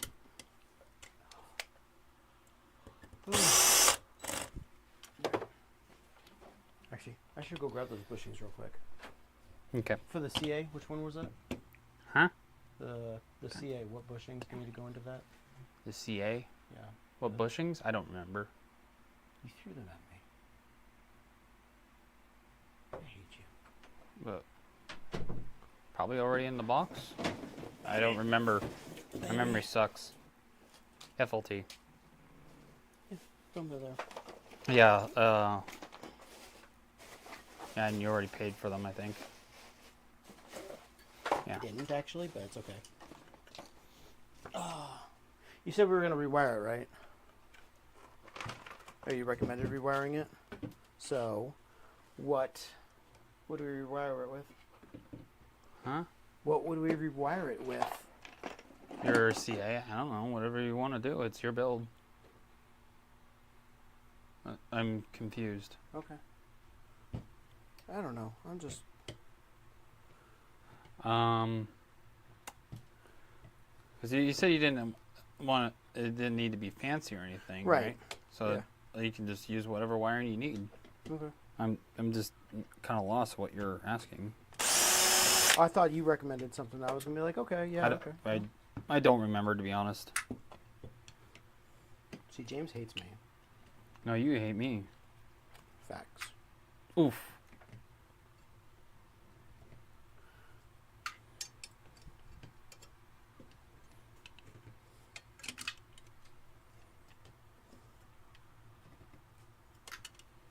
Facts.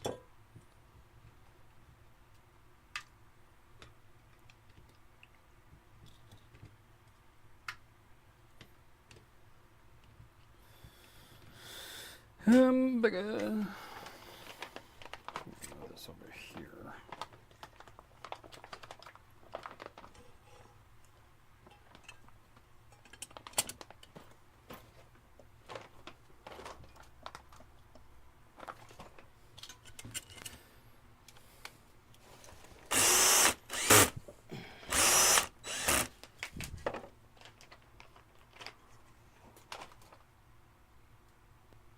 Okay, now I got it right.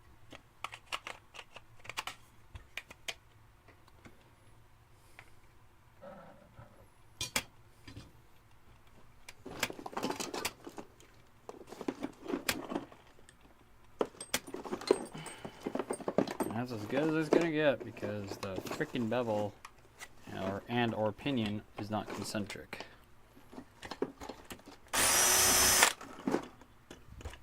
So this thing isn't gonna sound the best, I don't think, because of that. Okay, now I gotta shim the gears to each other. So the bevel is now set. see how much tooth contact we have with the spur.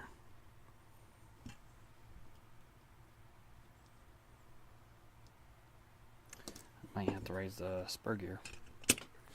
Gross. Something I don't like doing, but sometimes you gotta do it. And where's my flashlight? Do you have my flashlight over there? No. It's right here. No, I'm sorry. Not blaming you for anything. What Yes, are you some overpriced and overhyped parts that aren't really all that?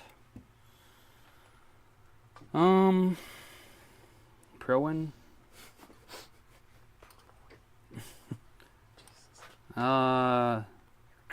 Really? I'm drawing a blank right now. That's a good question. I'm gonna raise the spur gear a little bit. Sucks again. Raise it up much. Trying to think of something, but at the moment I can't. Oh, Warhead Industries motors. They're overpriced. And they have their flaws more so than T238 themselves. Not that T238 has issues.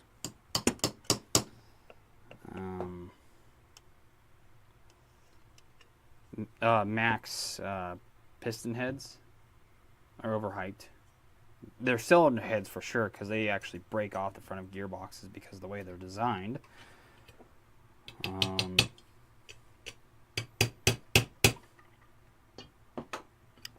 Can you think of anything, Base? I'd like to know what your thoughts are.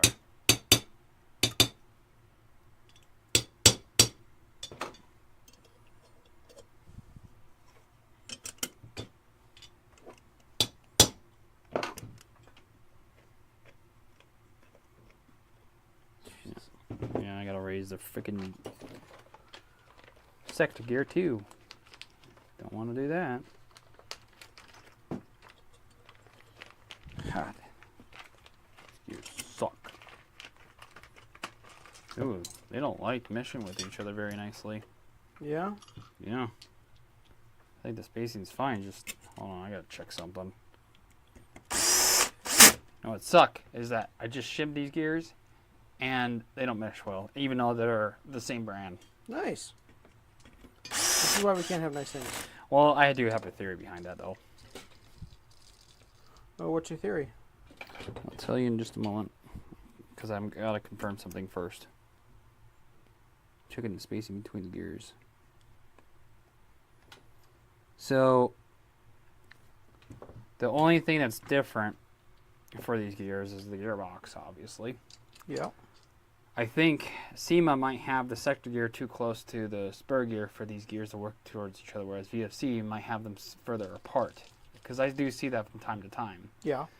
And I think that's what's the issue is that the spur gear and the sector gear are too close together, just the way that this gearbox was made. So there's plenty of spacing between each other, but the teeth just do not mesh. I can see that. And I was hoping that wasn't going to be the case. Well, hope one I hand, didn't crap think in that the other. would be a thing because they're the same brand. Hope in one hand, crap in the other. But I do have a solution to this problem. I do have spare spur gears that it might fix that issue, but we're about to see. There's one more thing I'm going to try though. See by lowering the spur gear, which I don't want to do, see if that does anything. Nope. Didn't do fuck all. Just behaving exactly the same, so. So we're going to pull the spur gear off. I'm going to take my shims back. Can't speak for much experience, but Promi barrels and Max Pro and Hobbs seem pretty pricey for potentially minor improvement. Again, though, not experience. It depends on how much accuracy at what range you're looking to get. Like, if you're just like normal engagement distance, 75 to 100 feet, you won't see a difference. But if you're trying to hit targets at 250, 300 feet, then it makes sense to get a max hop up. Pro Win will never be more accurate at those ranges compared to max hop up, simply because max hop ups have TDC for starters. Two, everything's metal on it. Because when it comes down to accuracy, you want rigidity. You want everything rigid as much as possible. So, let's see what I have for spur gears. An SR25, 18-1. And then for shits and giggles, I'll try. Oh, there's a rocket 18-1. Try a 16-1 just for funsies, because maybe that might be an issue. So, let's see. Let's do the rocket one first. I'm gonna put the 3 mil on the bottom. I think this is my 3 mil or 0.3. Try that. Smooth as butter. But better. Stop it. Better. Well, it's not binding up anymore, but boy, does it make noise. Well, where's it rubbing?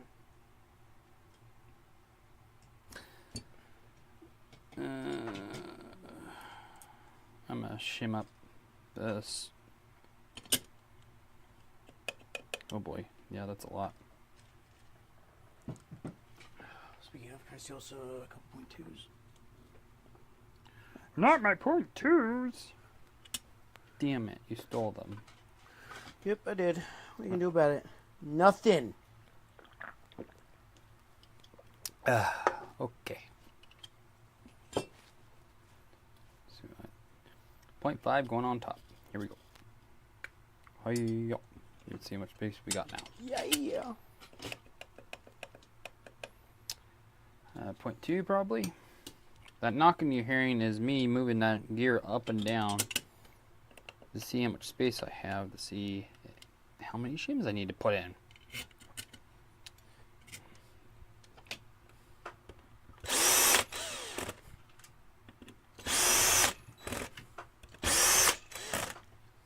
Yeah, I don't know why, but sometimes it bothers me that you use a drill for that.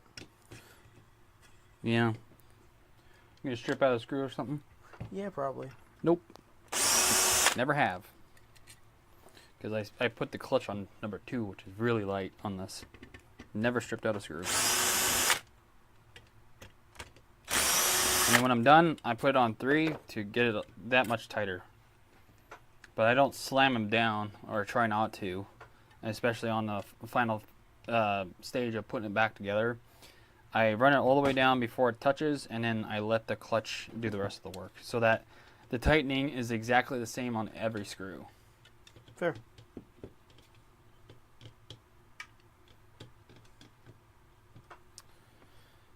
Because I don't trust myself to get the same amount of torque on the screw on every time.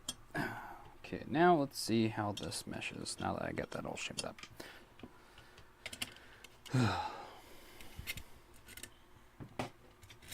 You know, running screws in and out, in and out, in and out, and wear and tear on the threads, so that's why I put it on almost the lightest setting. Yeah.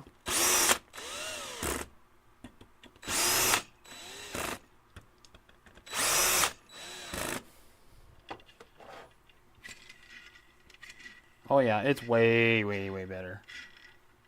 This BFC sector loves this rocket sector, or a spur gear.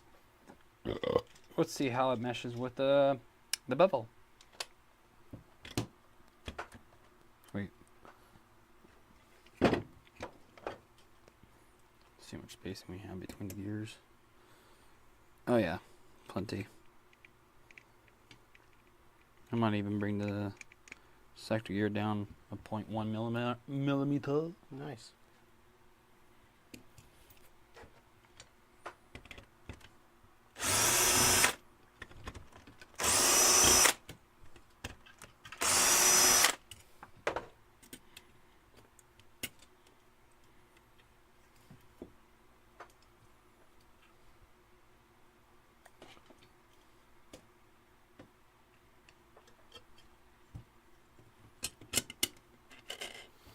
And remember, chat, this stream is sponsored partially in no part by anything we have discussed at all. Because nobody sponsors us. Oh yeah, this bevel ain't gonna work. It really doesn't like that. I bet it's a different tooth count. Nope. 1, 2, 3, 4, 5, 6, 7, 8, 9, 10. It is a 10 tooth. Yeah. I don't even have to close up the gearbox to know that the bevel's not gonna mesh. Nice. But I'm gonna do it anyway. Because my brain's all like, are you sure about that? Tell me you're artistic without telling me you're artistic. Nope. Hi.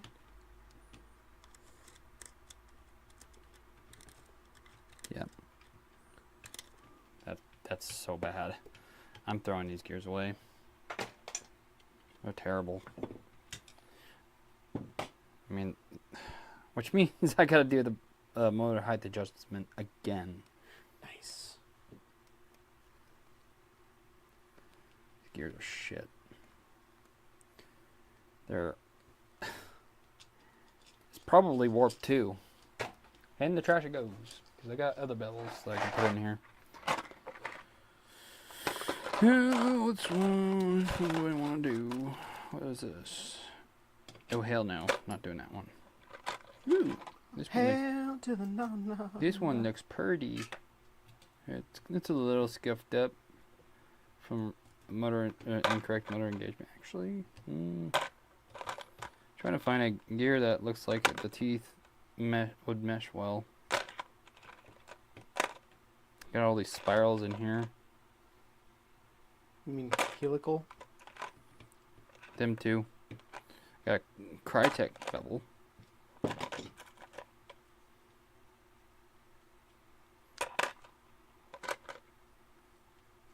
Yeah, I think I might do this one. It's a little scuffed up, but it ain't bad.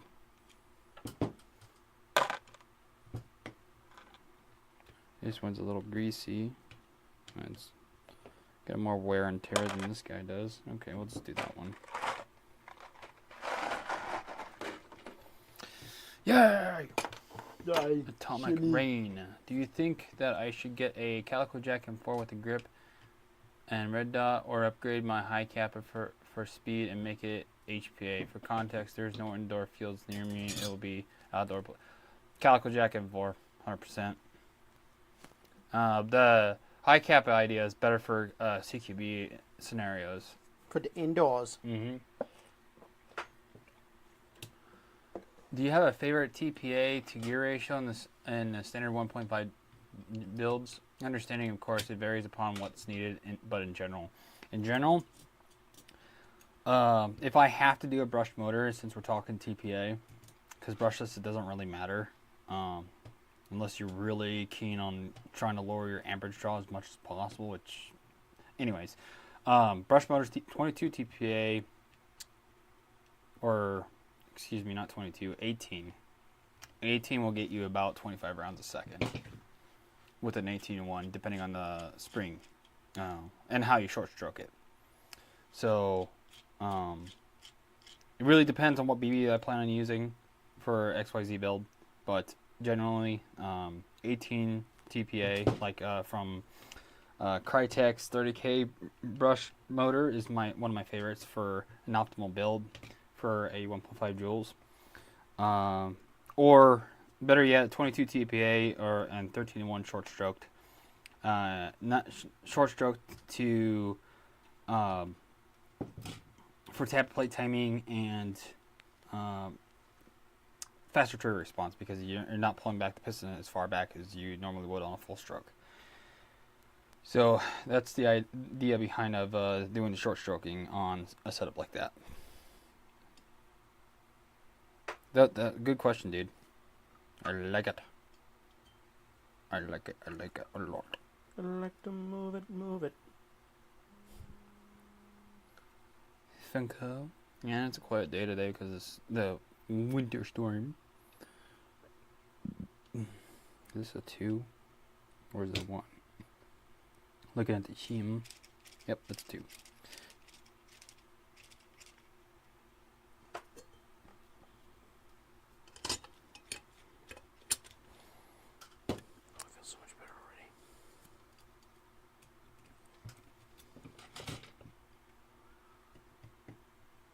Calico Jack is a great start, by the way. Yeah. Atomic. My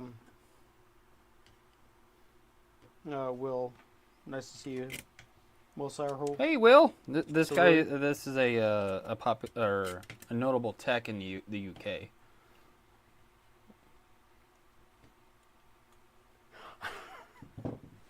Bit Sorry, late to the sorry. party. Hope everything's well. It's going quite well, dude. How about you?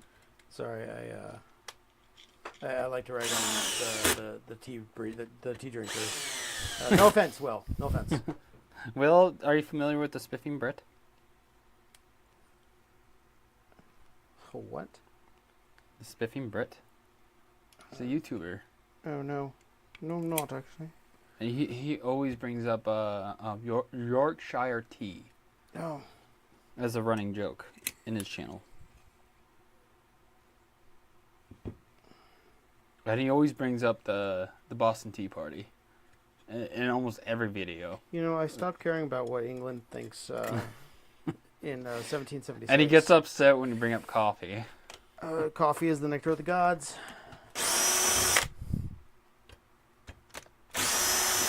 Every video he brings up tea at some point. It'll be like, sit back and relax, make yourself a nice warm cup of tea, and let the show begin. And his British accent of his. What? And He's his- from the UK, and he has an accent. I'm all for jokes between the US and UK. Yeah.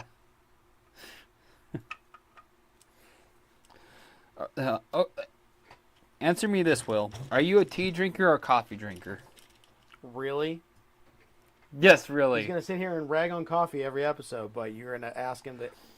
That's not Will. That's that. Will is that. He's a tech in the UK. Oh, two different people. Yeah, Heard, Spiffing got it. Brit is the guy I was talking about. He's a YouTuber, What else? and I would be shocked as hell if he came to my stream. I'd be like, why and how? What did I do? Are you gonna share an exploit with me? Because that's My what. only gripe is how U.S. techs pronounce solder. Give it to him. Solder. I don't. Okay. You wanna? Hey, Will. Just to introduce you to my helper tech, Clint. Helper tech. Yeah, he used to work for Airsoft GI back in the day. Base, you're so awesome. Cheese and rice, man. Will, answer my question. I want to know if you're a tea drinker or coffee drinker. Don't make me throw a tea bag in a puddle now. Oof, oof, oof. F in chat for your specs. Yeah, you just base just fucking scaled that shit down. God damn. Okay. Feel the burn. I'm willing to bet Will's got some good ones. Oh, probably. I'm willing to bet. But I'll be here all night, boys. I won't. Lies. Don't you dare leave. Tell me lies, tell me sweet little lies. Oh, crap. My bad. Sorry. Thanks to Clint for getting me demonetized. And blow it out your sphincter. Hey, that's mean. Yeah? Thanks for coming to my TED Talk. I don't care. Ironically, Will drinks more herbal tea as opposed to British tea. Yes, well, That's tea is tea, man. In my it's book, not. You stealing each other's culture is kind of my thing. You know what, Will? You're all right. I don't care what Clint says about you, even though you guys just met. Right, Clint? sure? Are you gonna murder me now? Myrtlate. It's myrtlate or unalive, and jury's Myrtlate. out. Myrtlate. Jury's still out. Myrtlating. Myrtlate.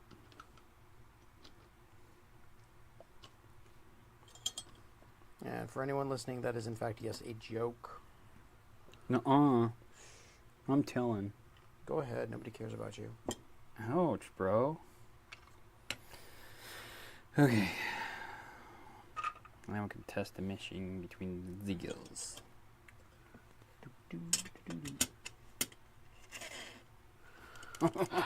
Yeah, Will, I don't know if you may or may not have seen this, but we have a popular Mexican restaurant here in the States, Chipotle. Oh, I thought you were gonna say Taco Bell. No, shut up. Cheese and rice. Anyway, long story short, there was a Reddit thread I saw a while back. Everyone's in there. Oh my God, Chipotle, this is disgusting. I found a leaf in my food, a whole ass leaf. What the hell is wrong with you? Are you shitting me? A whole ass leaf, yeah. And then it sits there, goes through this thing. I'm like, oh my God, me too. I found this whole thing. And it comes back. It's like, Jesus, white people killing other people, stealing their culture, all for spices. Can't recognize a damn bay leaf. And I was like, oh, that's good. Oh, because it was a bay leaf, and I was just like, are you burn? Come on, people! Like, if you're gonna be a dumbass, at least come correct. Do it right. Yeah. Shit. Just stop. Stop it. Alright. Finally done shimming.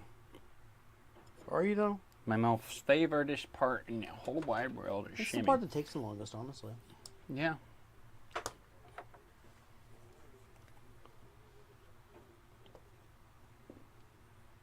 I may have to step away for a second. Something tells me I'm going to have to help with a customer. Help. Don't do it. Help me. Help me, Jesus. I know what Help song me, you're. Tom Cruise. I knew. Help me, little Jewish guy. Oh my God. Which is funny because I actually have not seen that movie. I just know that one scene.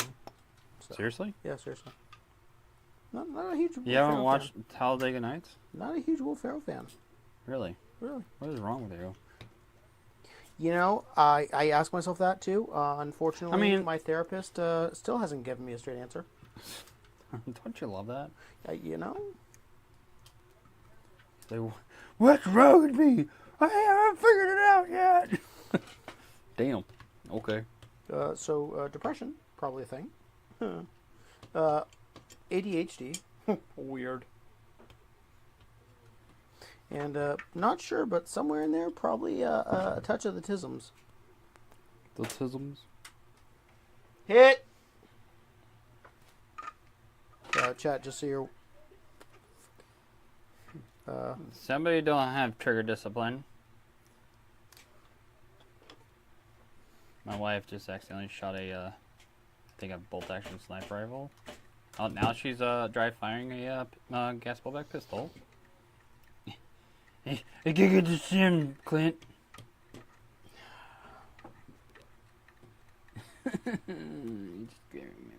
No. Come on. We have 20 over through. Already have There we go. Yeah. Got it. Wait, what? Will's got type 1 diabetes. Oh, no shit. Ow. That sucks. Yeah, we got the diabetes here. Ooh, that's a good one, Baser, but also shush. Nylon tooth versus metal tooth piston.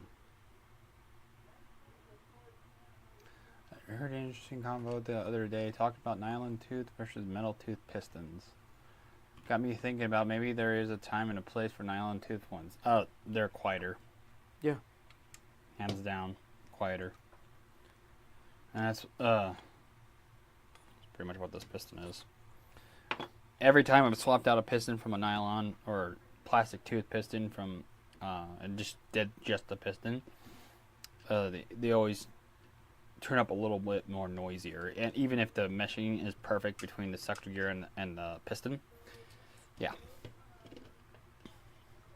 Oh, I was gonna lube the rails, but I'm not quite ready for that yet.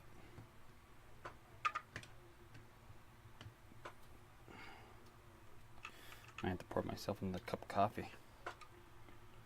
For all you tea drinkers out there. Yes, they can be lighter, which may or may not necessarily be a good thing. Well, we can test that right now. I have a piston here that's all together with a POM. Oh, no, that one's all busted up. Want to compare apples to apples, damn it. That's the middle piston head. Here we go. So this one has metal teeth on it. Kind of similar. And with the plastic piston head, and this one's all nylon. And I almost guarantee you that the nylon one, all plastic teeth one, is going to be lighter. But if you're that concerned with your piston, that tells me it's a high cycle rate, and I wouldn't even be using a piston with nylon teeth anyway. But for funsies, we got 0.765 or 66 ounces. Hey, and tell me, Will, And this one you want to sit is... here and talk about the Lonex Reds. Do you remember the Angel This piston's lighter. clear polycarbons? Yeah? And I think it's because there's only half teeth on this piston. I think that's why. That would do it. But it is indeed lighter. It's 0.743. And then this one... Wait, Swiss cheese. oh, that's why. It doesn't have the thrust bearing inside of it. Oh, yeah. So, that being said, take this back off, because this has thrust bearings in it, Yeah, fair. which adds steel. But, lucky for you guys, where is it? Piston head parts. I'm going to just stack thrust bearings on top of it. Just so that we're comparing apples to apples. So that's going to add some weight. Although they're little, but it should make it heavier. Because, metal teeth. Well, 0.889. Jeez. Yeah, that added some weight. So, yeah. Polymer piston is lighter. But I'm not worried about the teeth in this build being polymer because we are... this is a low stress build, so I'm not too worried about it. I'm not worried about it at all, actually. Hence low stress. Yep. Let's see. It can't be there. I remember the Lonex Reds. Remember the Lonex Reds? They were once the best. Swiss cheese. Ah, yes. Comparison. The thorough content I came for. Right? Did you not? Like, literally. I thought you just came here to hang out, Base. Damn. You only want me for my content.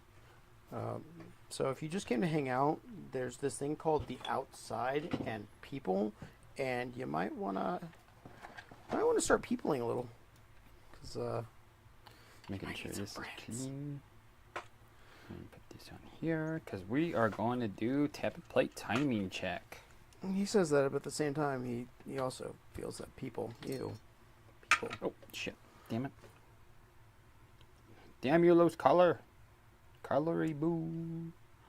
Boo, boo, boo, boo. A high weight piston. Okay, I will. I'll send you a pic of the piston assembly I made for a high weight DMR was over 55 grams. Those are rookie numbers, bro. Come talk to You me gotta when pump it those weighs numbers, 88 kid. grams. Just kidding. Actually, I can't remember how heavy that. Oh, I got a heavyweight piston. Let's see how heavy this bugger is. This is an SR25 piston. I'll show you this. I think you've seen it already, Will. Damn, that thing sounds fast. God damn, that's loud. No semi though. Yeah, cutoff lever isn't. It's probably cycling too fast. This Damn. This is an SR25 piston, all aluminum. No weights. Wait, is there weight in it? Nope. Ooh, Nope. boy. Yeah, there is weight in there. That's getting warm. It's got a steel collar in there. That was getting warm. Oh wait, we're measuring grams. I have this on ounces. My bad. Let's see, Yeah, duh. grams, Gotta do it the milligrams, UK grams. style. Here we go. Grams. 41.11. Damn, you got me beat, Will. SR25 and tried and got PME on a DMR. LOL. Make it cycle slower. And that might. That's what I had to do with this one. But as soon as I got a piston head with this in here for air braking, I even slowed down the piston to to where it was only shooting about 5 rounds a second. Still PME. It was just sealing too well. So this is a project that I'm going to fuck with later. I plan on shaving down like a 0.1 millimeter in diameter all the way around this guy to let the air leak out slowly, not stop immediately and hold it there, because that's what was going on. Anyways, template timing time, yay! You know who I wish would jump in the chat at some point? Tim the Tap Man. Ooh, Why? we might need AOE Because correction on this. I don't know. It just would be fun. Okay. Let's go! Pulling all the way back. We got. Yeah, so on the final 2 teeth, the tappet plate pin is way over here, which I don't like. The only way to fix that is short stroking. Got a live round in the chamber. Alright. So, chat, just for reference, when it comes to tap plate timing, this is my ideal method. Let's see how well you guys can see that. So, I like to have the tap plate fully released when there's about, I'd say about 2.5 teeth, so we'll just actually do that. 2.5, so there's 2.5 of engagement of teeth on this guy, so that's about 2.5. We got about half engagement on this tooth, and then 2 full engagement on these remaining 2. And then I look at where the pin's at. I like having this pin at the 6 o'clock position by the time this piston's released, and I have my tap plate all the way forward. Here's why. When you have it at the 6 o'clock position, you have all this rotation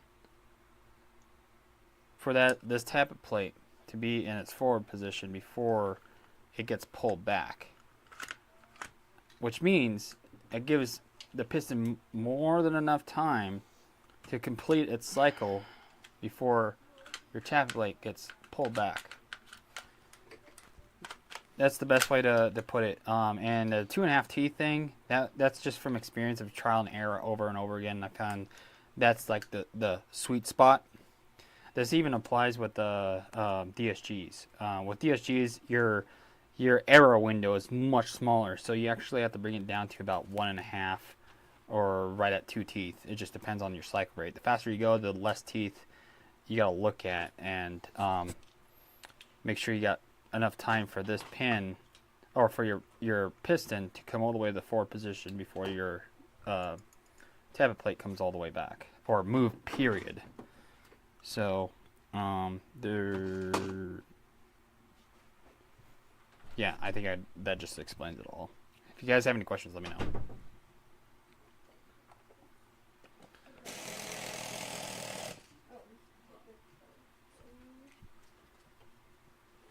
What'd you put in it to make it weigh 55 grams, Will? Presumably some of the weights that he machined out of sheer boredom. Lead and steel weights out of sheer boredom. You think tungsten would be even heavier than those? Yes, but it's also expensive as Yeah, and good luck machining tungsten.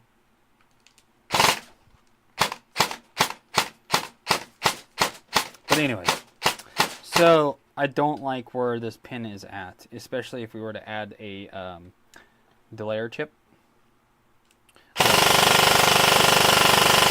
Hit. That's the classic Army rifle he's working on. Man, that thing sounds vicious. dude, and that's an 11-1. Yeah, that's a good motor in that thing. Is the battery warm?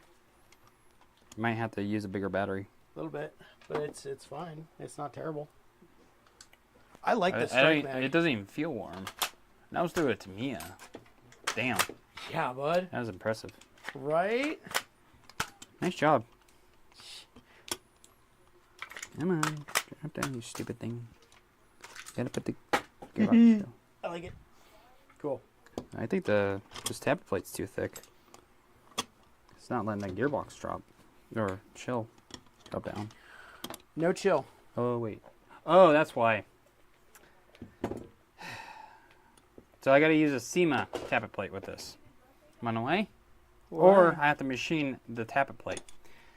It's because they put reinforcement on the bottom portion of the gearbox right here. Yep. So the front of it is skinny. So you have to notch out the tappet plate. Man, Dummy thick, Will. Dummy thick. super thick, bro. Let's keep that gearbox from snapping. Oh, snap. Cool. Oh, man, I'm getting tired. All right. I am wore out because brain overloaded. Yep. Do I have a... Maybe I do have a SEMA tappet plate in here. Look at my collection of tappet plates. Oh, different colors and sizes. It's so hot right now. Stop. Hey, Millennial, you still with us? I am not seeing any tappet plates with those notches, so I'm gonna have to do it myself. No! No! See, whenever I see these tappet plates, this color and stuff, I automatically know they're rigid, and I love rigid tappet plates. Tap it. Yeah, I guess I'll throw it in my mail. I don't want to because it takes time and I'm freaking tired. Right. Anyway, Millennial, if you're still with us, if not, whatever. All right, I'm gonna go Chat, check this out. Here, you can have a camera. Blast from the past. Classic Yeah. Army M15A4. Ooh, fancy. SpongeBob says it's snowing in London. I thought SpongeBob was in a pineapple under the sea. Got him.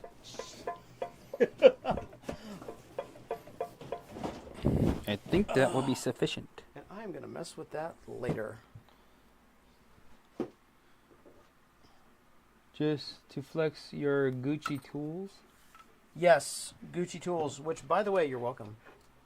Yeah, if it weren't for Clint, I wouldn't have an end mill. Do you want the Specna motor back? You just set it down. Wait, where'd that Spectrum motor come from? You gave it to me to work on that in case that was bad, which it wasn't. It sounds like the motor that you had with it is much better. Yeah. That was a GMP 160. No shit. Yeah. Wait till the bearings blow out. Yeah, that's why the bearings wore out. Exactly. No, wait till they blow out. Well, that's why they wore out the first time, probably. Okay. I got you. Okay, I think I have to go that far back. Got a little check. Sorry guys, I'm away from the camera right now because I'm trimming the tappet plate for... I'm putting a relief on the tappet plate for that port right there. If on your holiday, don't get mugged or stabbed. Jesus Christ, man. Yeah, seriously. SpongeBob, since you're from the UK, coffee or tea? It's muted. Where? No, it's not apparently. Oh, oops. Don't worry about it. As soon as I plug it in here, it'll shut off. Well, we're going to drop it on the ground. That works. All right. Check. So when it's green, that's noise canceling. Oh, what? Yeah. See, when it's barely flashing, it's muted. Okay, well, whatever. I forget. You know. Yes, it would definitely be nice to see. That's why this, we have this wonderful thing here in the States, especially free states. It's called concealed carry. You can carry a firearm on your person, and it's 100% legal to do so. Because us Americans like our guns. Yeah, right. America. It's, it's great. My America. wife actually stole my SIG because she wanted to start carrying. Jerk. Right? I like that 250 as well, man. Whatever. But He's anyway, a jerk. I'm out. Your Audi 500. Yeah, you can pay me for that that one. Whenever. Okay. Okay, now I gotta do this all precision like. I wish we could show them what you're doing on mill. I could. Just I gotta set up the other camera. Yeah.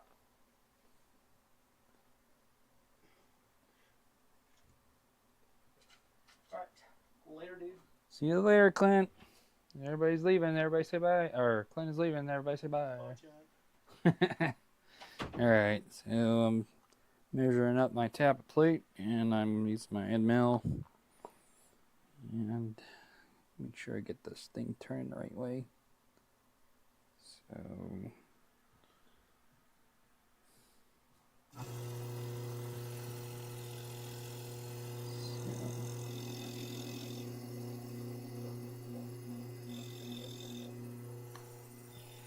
What was the measurement? I can't remember.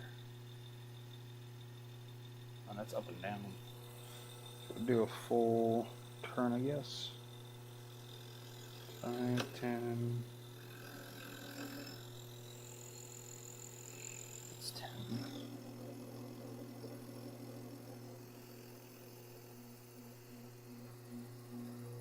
And 15, 20, 25, 30.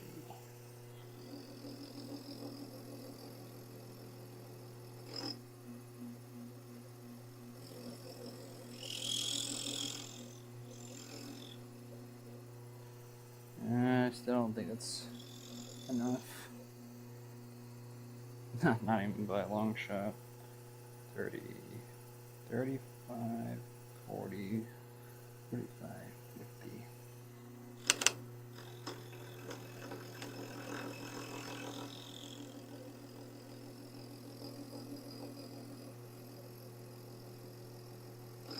So yeah, a full turn seems might be enough. I don't know. It's hard to say. I didn't check. Okay. Actually, what I should have done is taken my calipers here and see how deep that is. Oh, that's going to be skewed. Damn it. That's not going to work. Maybe.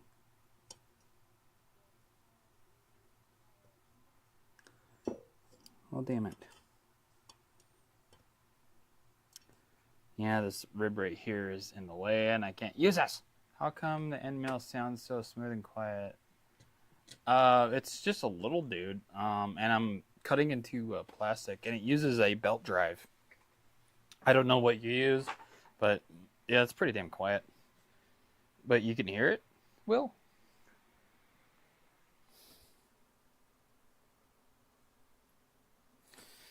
I'll just go with that.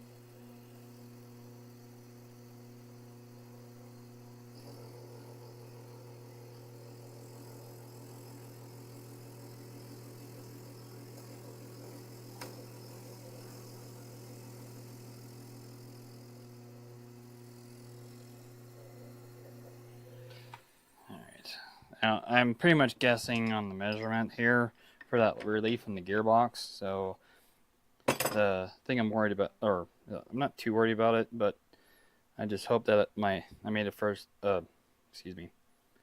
best first guess.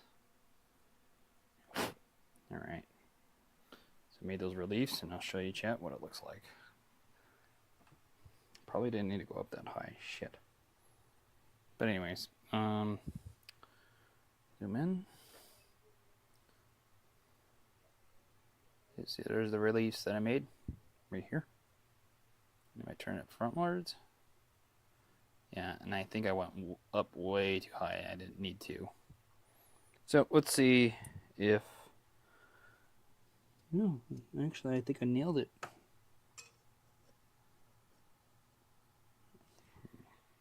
Yeah, I did one full rotation of the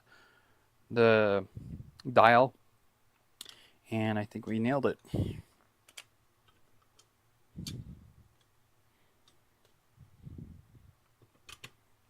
gearbox goes together. Sweet. Holding it down. Nozzle moves back and forth perfectly. So the real test is gonna put down the screws and go from there. Now, honestly, I'm really impressed so far with how well that went. A little screw, so because I want to do the front of the gearbox as well. Because I want to apply pressure along the top of the gearbox.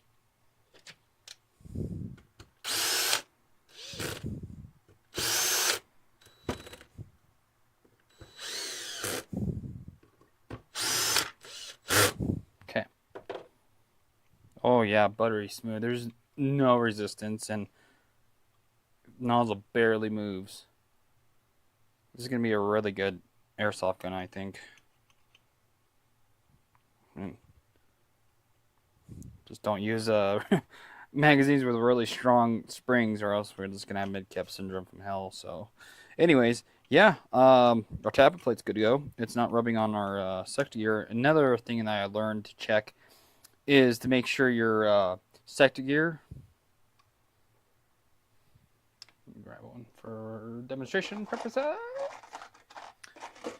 One thing I learned over the time is that your sector gear, if you shim it too low, what ends up happening is that especially if you use a delayer chip, your tappet plate fin can have the possibility of tilting and skipping over the pin and dropping back down. This happens if you don't have at least about 60% contact with the pin to the tappet plate, or if the tappet plate has so much room, it wiggles side to side too much that it can lift up away from this pin, and this pin will tear it up like crazy. And I've actually had a few builds do that, and that was why. Because the bevel gear, the sector gear was too far down, and this pin was doing that. Or it's the tappet plate itself the fin was just too thin, and it should have been thicker, and it did that. So the fix was to either raise the sector gear or use a tappet plate that had a thicker fin to maximize the contact and to reduce the amount of lift. So it's something that you gotta watch out for. Please no VSC parts aside from maybe the nozzle O-ring. It hurts my brain. VSC parts were really disguised as future PTSD. Yeah. That's what the sector gear is, and this thing is a VFC because it meshes really well with the gears I chose. Initially, I was going to do all three of them, but I decided against it because they were binding up with each other, ironically. So now we're using a rocket bevel and spur that I had laying in the bin. I was like, oh, sweet. I'll just throw those in. I do have sector gears, but I decided against it because I short stroked them wrong. Those were back in the days where I short stroked them in the wrong teeth area that completely screwed the tappet plate time. So I'm not using them. So far so good. The tests are running good. The next thing I'm going to do is assemble the barrel, hop up, Crytek by the way, Crytek hop up, and Airsoft Mutations bucking. And what I'm going to test is to see if this nozzle length is correct, which I'm pretty sure it will work just fine. And I'll show you how I check the nozzle length with whatever hop up assembly a person uses. So, debating on using the factory nub on this guy. Oh, it's not even there. So, yeah, I'm going to have to find a nub for it. So,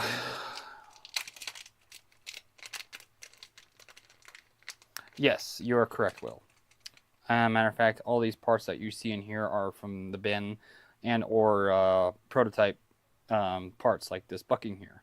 This is a prototype bucking from Airsoft Mutation located in Canada. Shout out to them for sending me this. Great group of guys. They're super helpful, and they've been very helpful in nearly every build. Oh, not every build, but on certain builds that I had questions on. And they're very helpful. Great guys. They're even helping me with my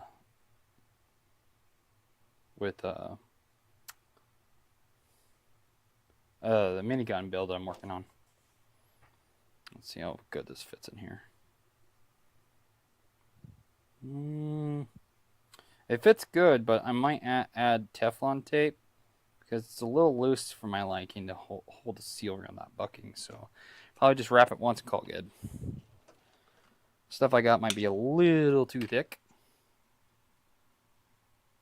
Yes, I wholeheartedly agree. But ironically, this is not a Crytek barrel. If I don't know if you're thinking that or what's up, but just want to put that out there as a disclaimer. I did not have a short enough Crytek barrel, and I didn't want to cut one down. I was just trying to keep this build simple.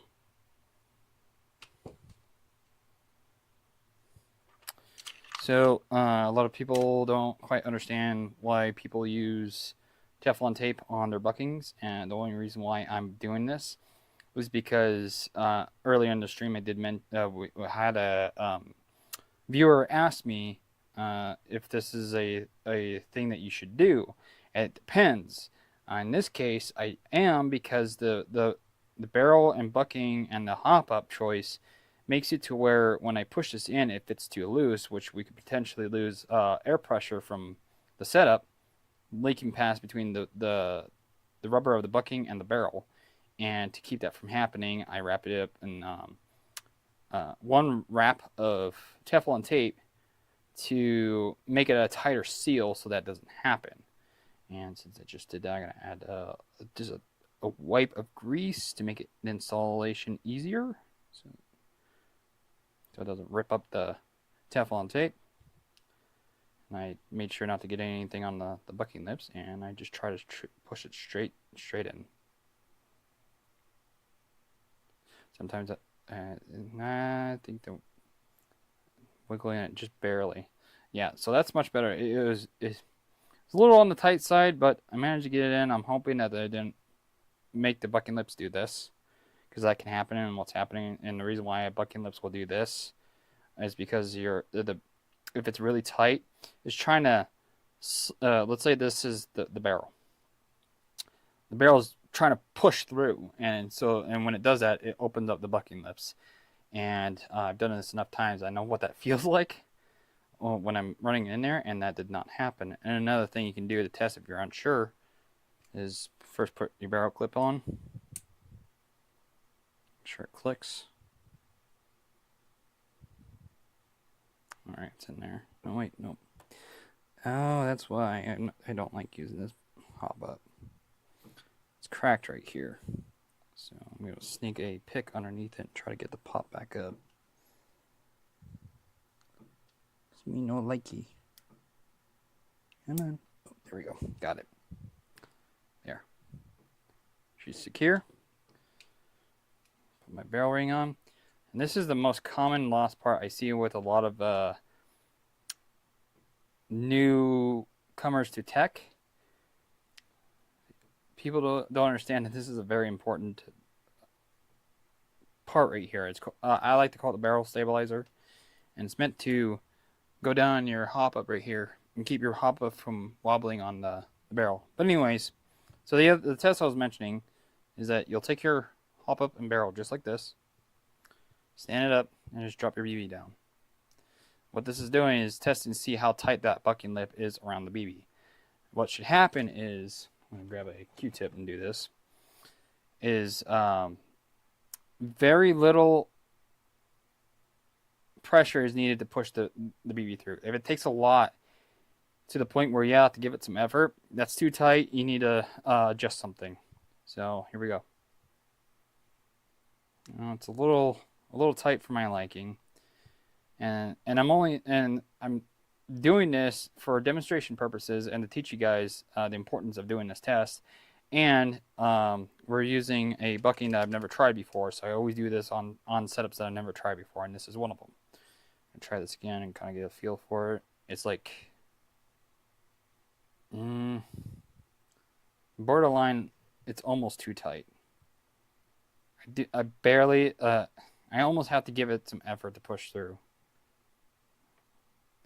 And I'm not sure if it's because the bucking lips might be deformed a little bit, and I passed BB through a few times. It might, because it does feel like it's getting better. Yeah, that's tolerable.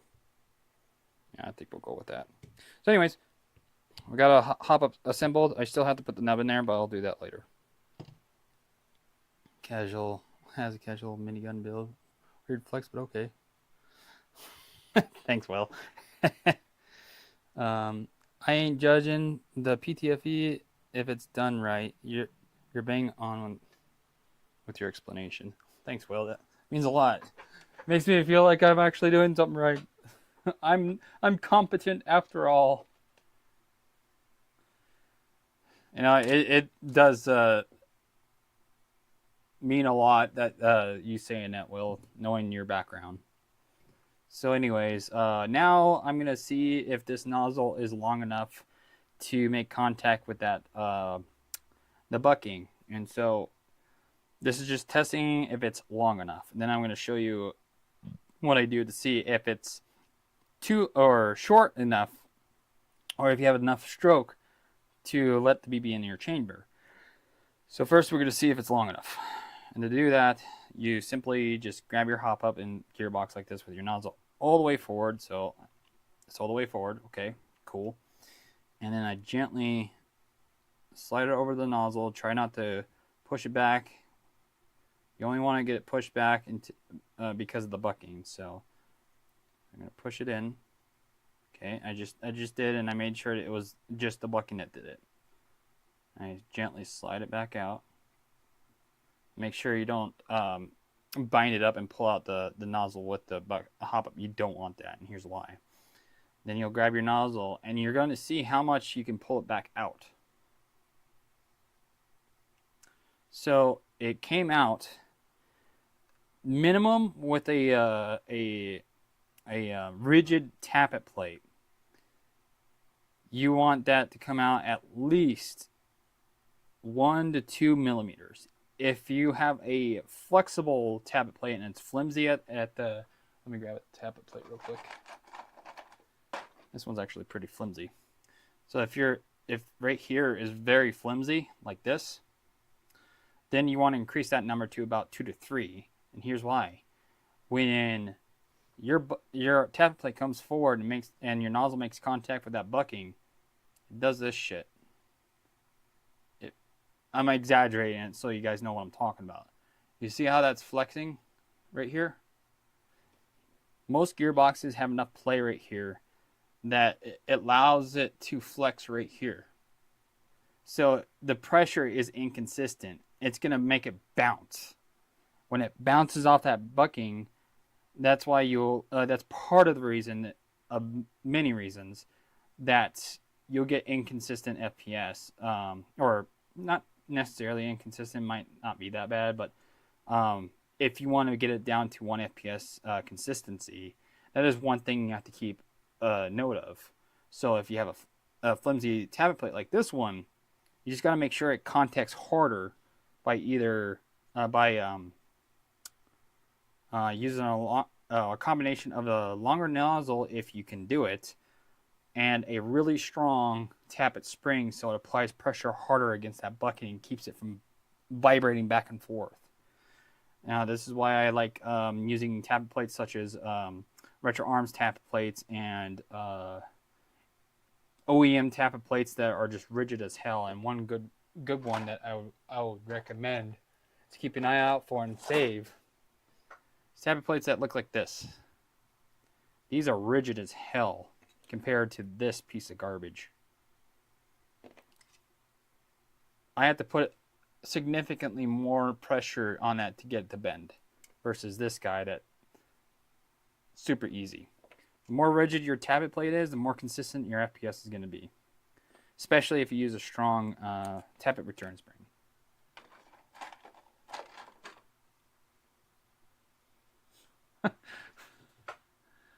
Have you tried the AirTech Studios TDC arm adapters for some units? If there's not much budget need for a new chamber, they really renovate the stock chamber. Yes, I actually do, and been trying to get around to messing with one of those, but one, I forget. Two, well, you know how it is. Well, got all these builds I have to worry about and do, and so it's time. But anyways, um, ironically, I do have some. Actually, I think I have some in this drawer that I've been saving. Nope, it's in my bin of R&D parts. I have like 1,000 different R&D parts. Wobbly tap plate exists. Wyshtech. Weird flex, but okay. Oh man, well wait till you see my minigun video. This is kind of referring back. This is referring back to your house casual minigun build. Weird flex, but okay. Man, you're great. All right, so now we're gonna check to see if the nozzle is too long, or we don't have enough stroke for said nozzle. And to do that, what I do is, this is the easiest to do with the M4 platforms, so you got to make do with what you got. If you have like a P90, for example, actually P90s are just as easy, if not easier. I'm trying to think of a build that's similar. So what you want to do is you want to make sure your barrel is level with your nozzle there. So ironically, this grip right here actually holds it parallel with the bench, I think. So anyways, we got our nozzle all the way forward as if it just sealed against the bucking, and we're going to pretend that it's cycling. And we're going to take a BB, and this is why we have this orientation facing up, and drop the BB down in the chamber. And then we're going to grab a flashlight, shine it in there. And I'm going to pretend, let's see, I'm going to try and angle this towards the camera so you guys can see. Perfect. So what I'm going to do is I'm going to reach inside the gearbox with my pick. I'll zoom in for you guys. There's our BB. And the reason why it hasn't dropped down into the chamber yet is because obviously the nozzle's in the way. And we're going to cycle the gearbox, the sector gear, as if it was shooting and pulling back that tappet plate. What we're testing is how much, if there's enough stroke to pull that nozzle back far enough to let that BB fall in the chamber. And this is one of the main causes to misfeeds. If like you get a max hop up, for example, this is the one of the most common errors that I see, is people don't understand that when you put in a max hop up, the chamber of which the BB drops into is closer to the gearbox, so your nozzle ends up being too long because there's not enough stroke. So anyways, let's cycle the freaking sector gear, and we're pulling the nozzle back because the nozzle back because I can see the tappet plate fin through this hole right here. It is indeed moving. Just keep going, and eventually you'll see that BB drop. There it goes. It dropped. And our hop up still flat up against the gearbox. So that's one key thing that you have to remember. You got to have that hop up against your gearbox, because it's to simulate as if it was all together and shooting. So the fact that our BB dropped in there, and I think it's still moving back. We got plenty of stroke. Oh yeah, just moved back a little bit more, so we got plenty of stroke for that BB in there, which means this should feed just fine, unless it cycles too damn fast. So, have you tried doing your nozzle stroke test and upper receiver with the outer barrel? Helps to be more accurate in the test. To me, no, because I've always done this test, and though you're right, it is more accurate to do it that way, Will. I wholeheartedly agree, but it's one of those instances that time is money, and if this works, then there's no reason to put in the extra work. You know what I mean? Though, yeah, like I said, I do agree with you, man. It's one of those things that it adds more time than necessary.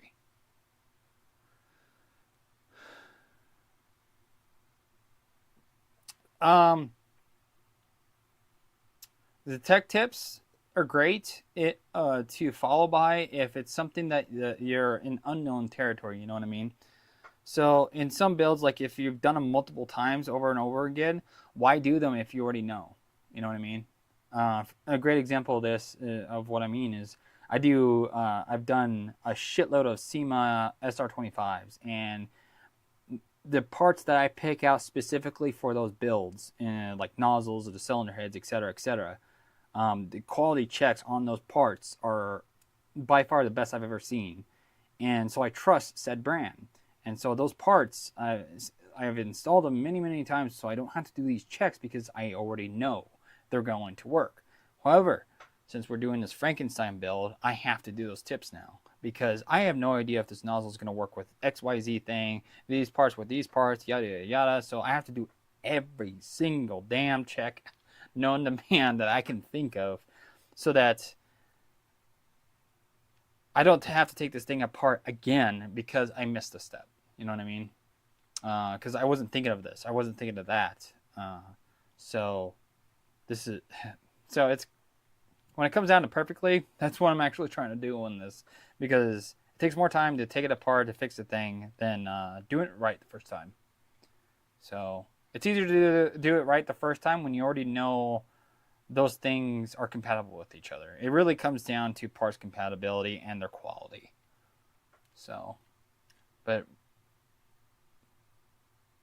anyways, so we know that the nozzle is good to go. The only question that I have is, well, you can help me out here because you might know more about this than me. You look at this nozzle here, you notice there's no step in it. It's just the inner diameter of the nozzle is all the way through. There's no smaller inner diameter on the exit. And I'm not sure if this was a nozzle I modified this way or it came like this way. So the concern that I have is, will that make too much air come out and affect something in some way? And come to think of it, I wonder if companies do that just because it makes the tips more durable, less prone to deformation. It's the only thing that pops up in my head that I can think of. You're exactly right, brother. Sorry, I worded that wrong. Personally, I don't do many similar recipe builds where I need to do those checks, but I still forget to do them. Yeah, my memory isn't perfect, as you already know.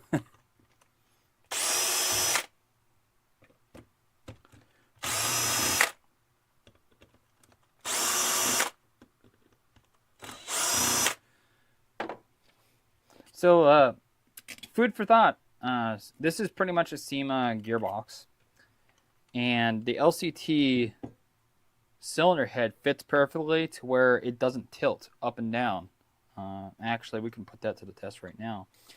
All we got to do is take the cylinder out, take the nozzle off, we'll pull the sector gear out, and just have the cylinder head in there by itself. Now, if your cylinder head fits in your gearbox, you know it's perfect when you can do this and the nozzle doesn't move. That's how you know your cylinder head's a perfect fit for your gearbox.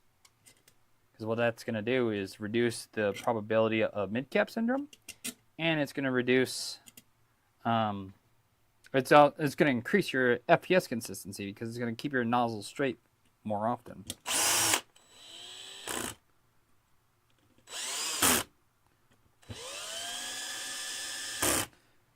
So the better you can have that stabilized, the better overall your airsoft gun is going to perform. Okay, so there's a little bit of wiggle. But you know what cylinder heads do the best? Do that the best? EPES cylinder heads. And here's why. They have little set screws to make the cylinder heads press flat up against the gearbox so this doesn't move at all. And they do this by having the set screw through the front of the cylinder head and into the gearbox lugs to force them forward.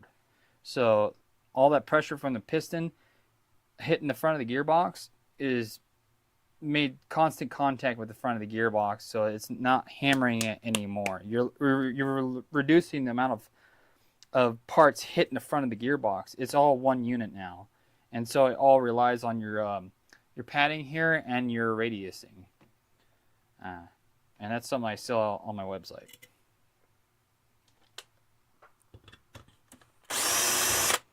I would do this on this build, but you know I don't have any of those cylinder heads just laying around, and I'm not gonna pull from my inventory and charge myself more money. The only thing that's costing me money right now on this build is this gearbox, and it's only cost me like $20. So $20 investment in this gun that I got for free. Same with all the other parts. So I'm trying to keep the cost as low as possible. So I do plan on selling this guy.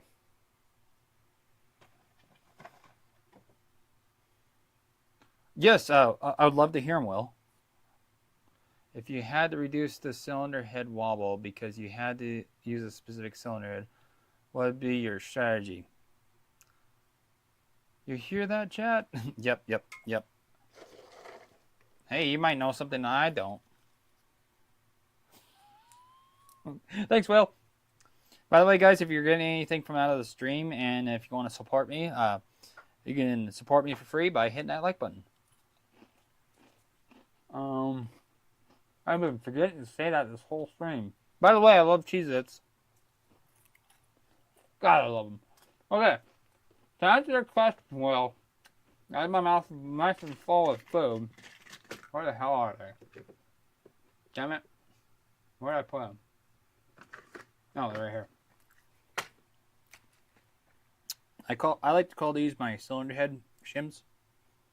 So they come in different sizes, just like normal shims. 0.1, 0.2, 0.3, and 0.5. Literally, I'm not even joking. Same thing. So here's what I do. If I really want to get, if I had to do it and I did not have the EPS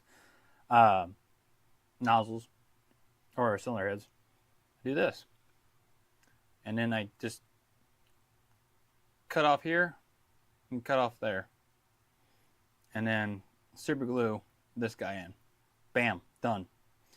And to see which, and just like gears, to see which shims work the best, you cut it after you check.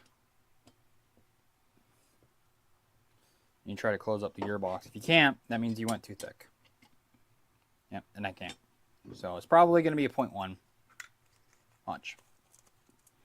I can use, for the 0.1s, I can just use these snips if I really wanted to. You know what? Fuck it. Let's do it.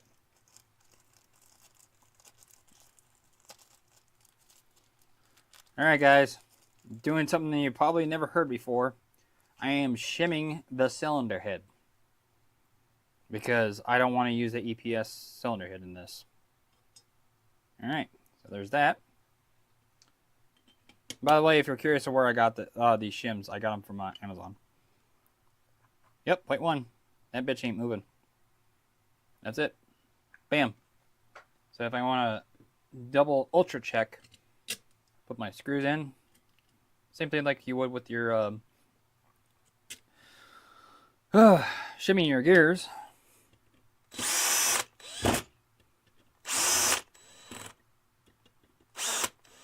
And then all we gotta do is snip that guy. Look at that. She ain't moving.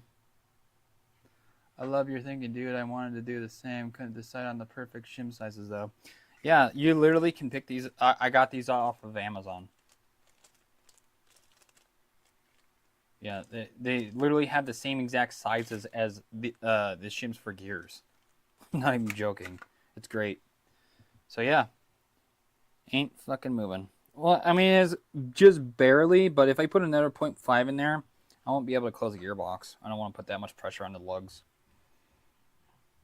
But anyways, yeah. She good. I mean, and since I have these really strong snips, I can just snip that real quick and glue them on and call it a day.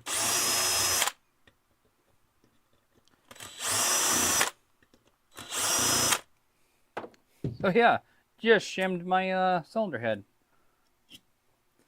I actually consulted with Real Deal on this one. a little bit far back. I was like, "Hey man, do you know where I can get cylinder head shims or shims that I can use for cylinder heads?" And he didn't know. I was like, "Oh, okay. Well, that's fine. I'm gonna keep looking because I thought he might know something that I don't because I'll knowledge is power, you know." So, anyways, so mark it there. Give me a second, guys. And pinch it here. So now I know where to cut it. Because I don't think these snips are gonna cut. I don't think these snips are gonna cut it. No pun intended. Anyway, he was surprised that I came up with that idea. He's like, What's the point of doing that?" It's like, "Oh, it's just to keep your cylinder head from wobbling and therefore reduce mid-cap syndrome, because that's one of the main causes for it is nozzle wobble."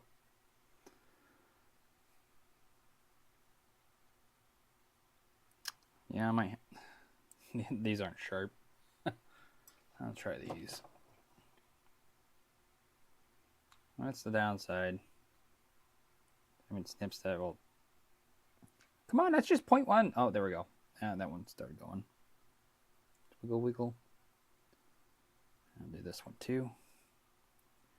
And then we will glue it against the cylinder head. Come on. There you go. There we go. Yay, shimmed it. Should sell my own cylinder head shims. I gotta make the idea popular first, though. Okay, so now I'm gonna take some acetone, and then I'm gonna clean up the surfaces so the glue will stick.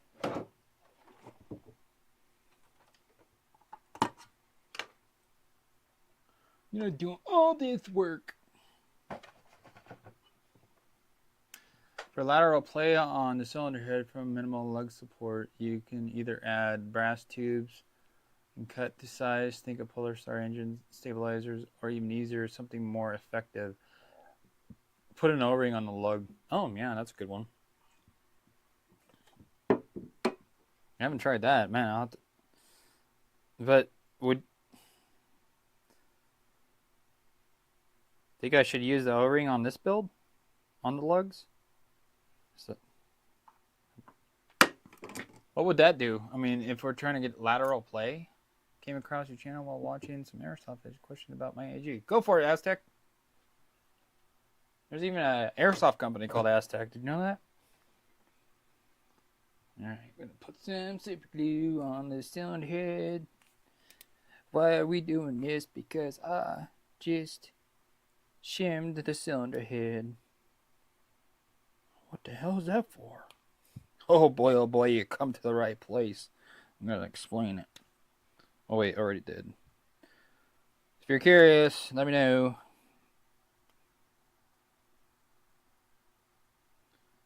Put my favorite super glue on this guy. To be honest, I think the super glue might fill in that gap.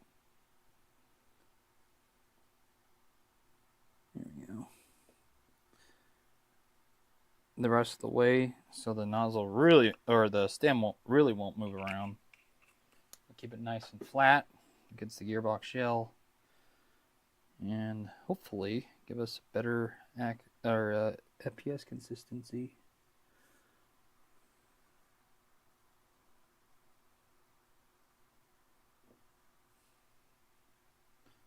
Raise it up a little bit.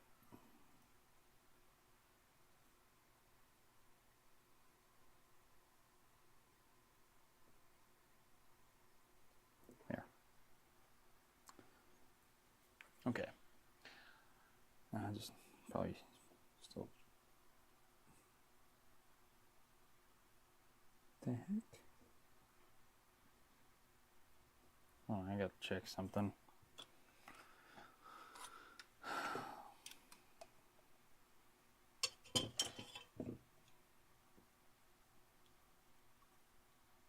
The thing I'm worried about is I didn't cut them precisely.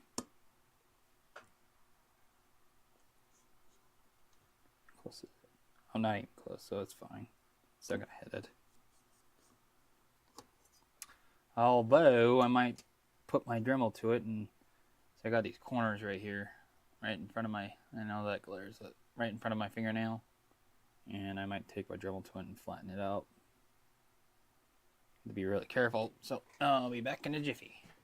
I have a Matrix Calico Jack. How difficult would you say it would be to swap my hop up bucking and bucking knob?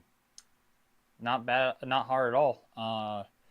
Just went over that kind of in my stream here, but there's plenty of YouTube videos out there that show you how to do it right. Fills in the gap between the cylinder head and gearbox. That's very easy, dude. Yeah, give me a second. I'm gonna get this excess metal that I didn't somehow cut off all the way to, so it doesn't get caught by the tappet plate when it moves back and forth. So give me a sec.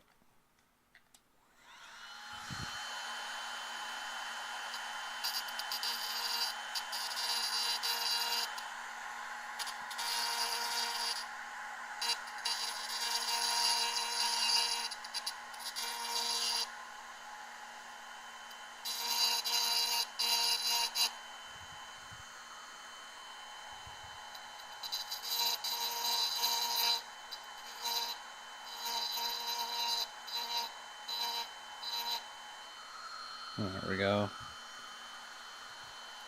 It's actually working surprisingly well.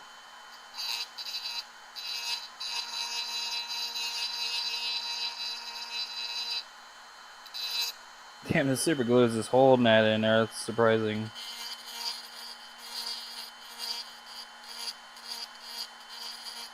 There we go. Nice.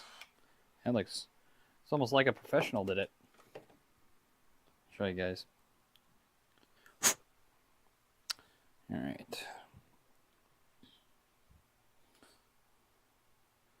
All right, so the issue was the shim I glued on here was sticking out into this area too much, and I made it flush with the cylinder head here. That way the tappet plate won't catch it. Further down. So that's done. Okay, so I'm not US based, but pretty sure those are made by Double Eagle.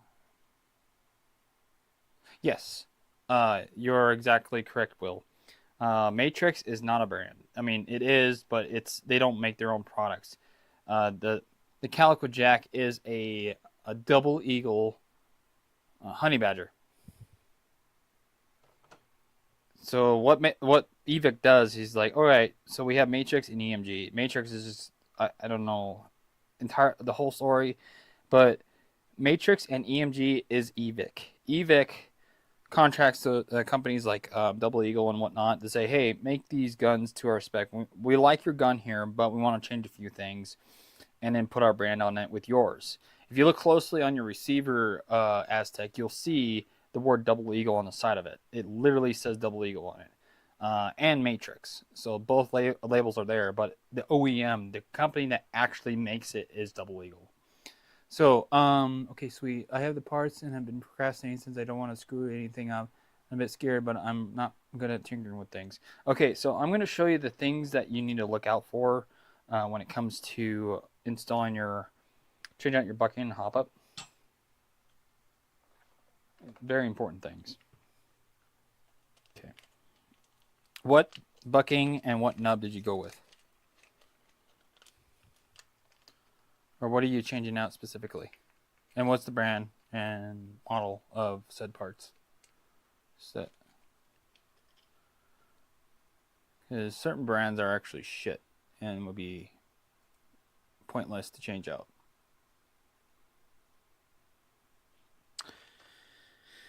I actually have a Calico Jack hop up that I can demonstrate on. Give me a sec.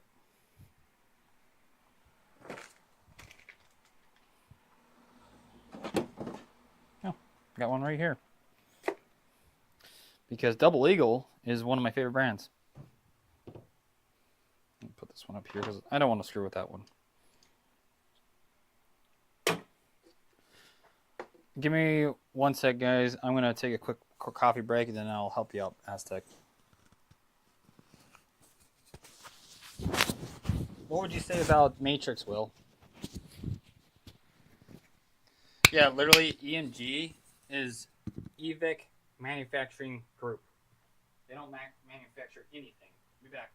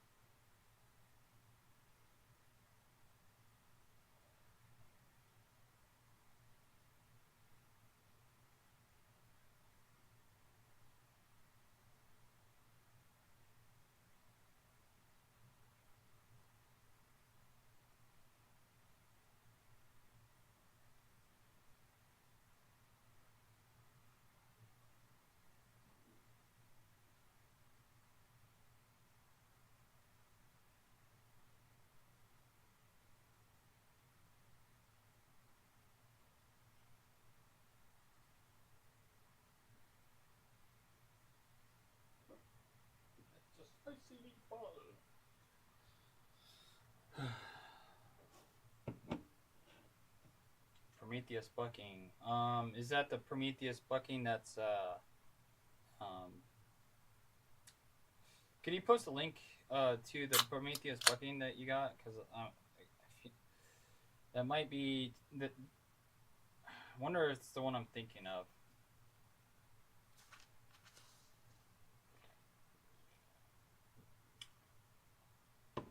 There's probably a super macaron. It's usually what I recommend, but you might have feeding issues with the super macaron because the bucking lips just stick out too far. You might have to sand them down.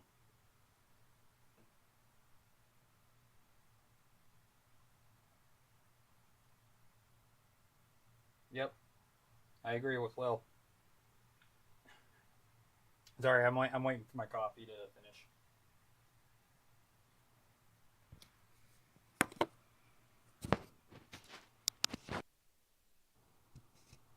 There we go. Maple Leaf MR hub. Okay.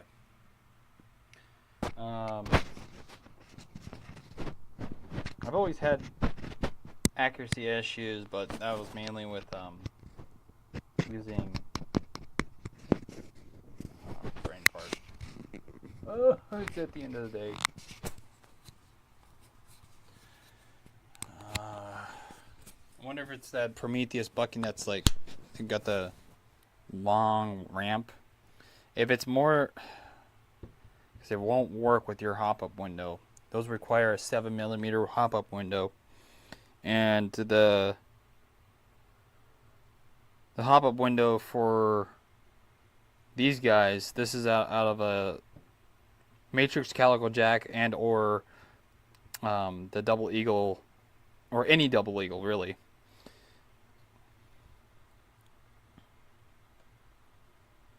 Sorry, I'm just waiting for my coffee.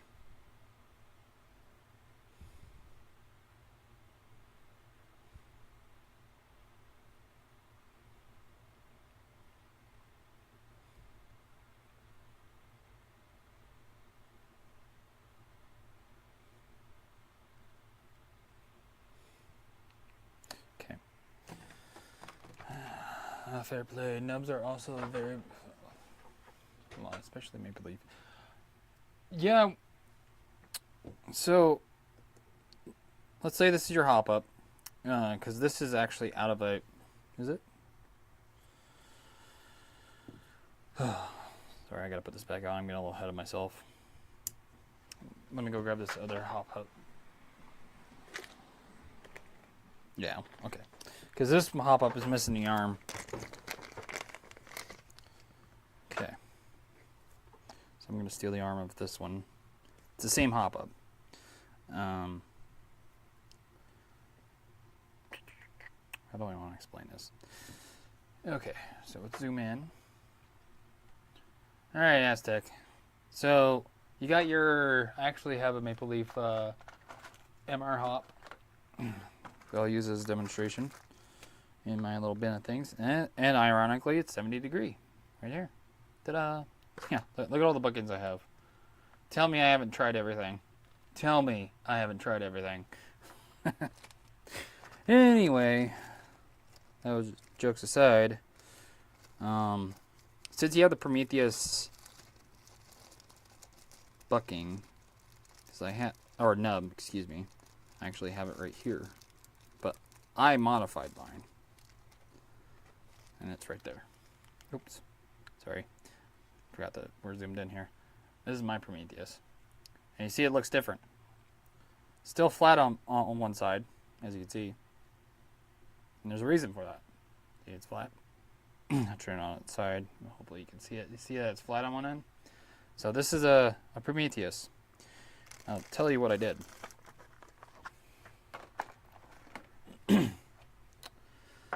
Because these Prometheus nubs, these nubs are really wide, and they have these like little hooks on each side. You need to get rid of those, and here's why. The reason why you need to get rid of those is because, well, not entirely, just some of it, is because it's just too wide. And if we grab a blank barrel, and I'll show you why. Just grab any old barrel to work. Yeah, this will work. Okay. Yes, cut the sides, and I'll tell you why. Just before you do. Excuse me.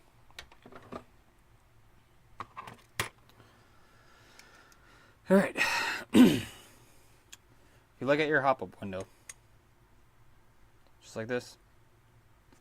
So there's literally the most common sizes for how long or wide from here to here is usually about 4 or 5 millimeters. So if we take my calipers here and we open it up and measure it, give me a second. It should be about between 4 and 5 mil. Because that's usually what 90% of the hop barrels on stock airsoft guns are. So we're at 4.93 millimeters. So we can round that up to 5 millimeters just to make it simple. The Prometheus nubs, they come in at about 7 mil. So you're talking about a hop-up window that's literally that much wider. Oh, wait. That much wider. That's for heavier weight BBs if you're going to use the full length of it. Ideally, what I like using is getting a nub that is for a 5 millimeter window. And I sell them that fit nicely in these hop-ups called the Bugatti nubs and the 2.5 millimeter. And what that means is the thickness of this from top to bottom. Because if you go with the 3 millimeters, it's going to pre-engage the hop-up.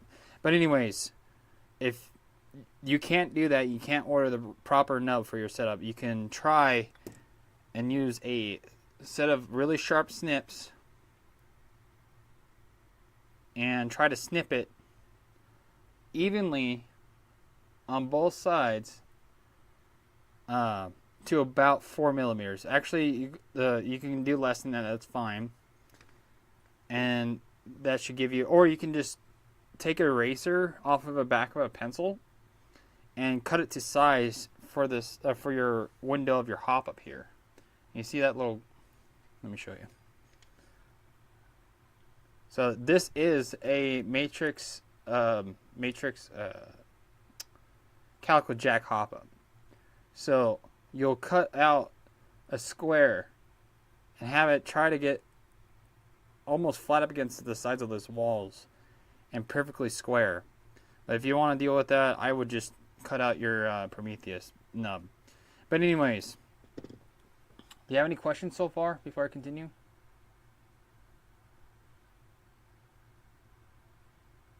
That's awesome, Snapshot. So then, see in Snapshot's application, since he has a 6.8 millimeter barrel window, the Prometheus flat nub will work perfectly in that.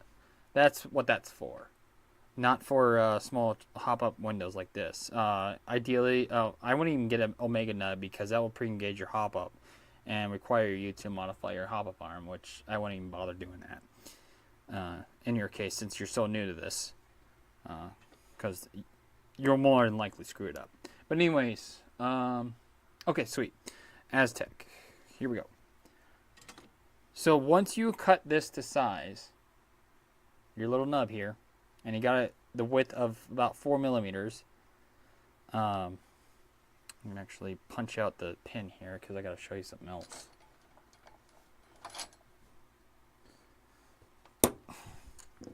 It takes a bit of effort to push this through, so use a punch. And the reason why it takes some effort is because they flatten the tip of this in there, so it takes some effort to push through.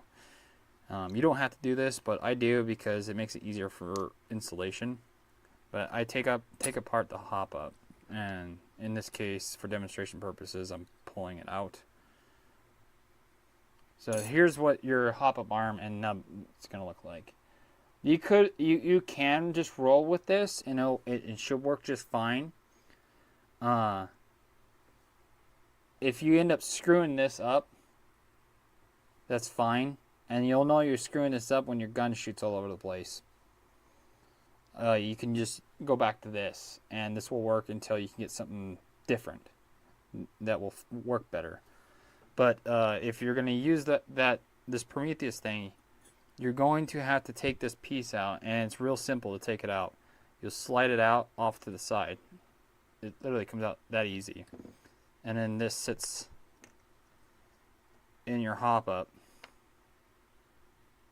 You'll take your Prometheus nub, like this guy, and drop it in there. You want to make sure your flat side is facing in towards the barrel. If it flips over, just use a pick to flip it right. And then you just push it down. You'll need a pick to make this as easy as possible.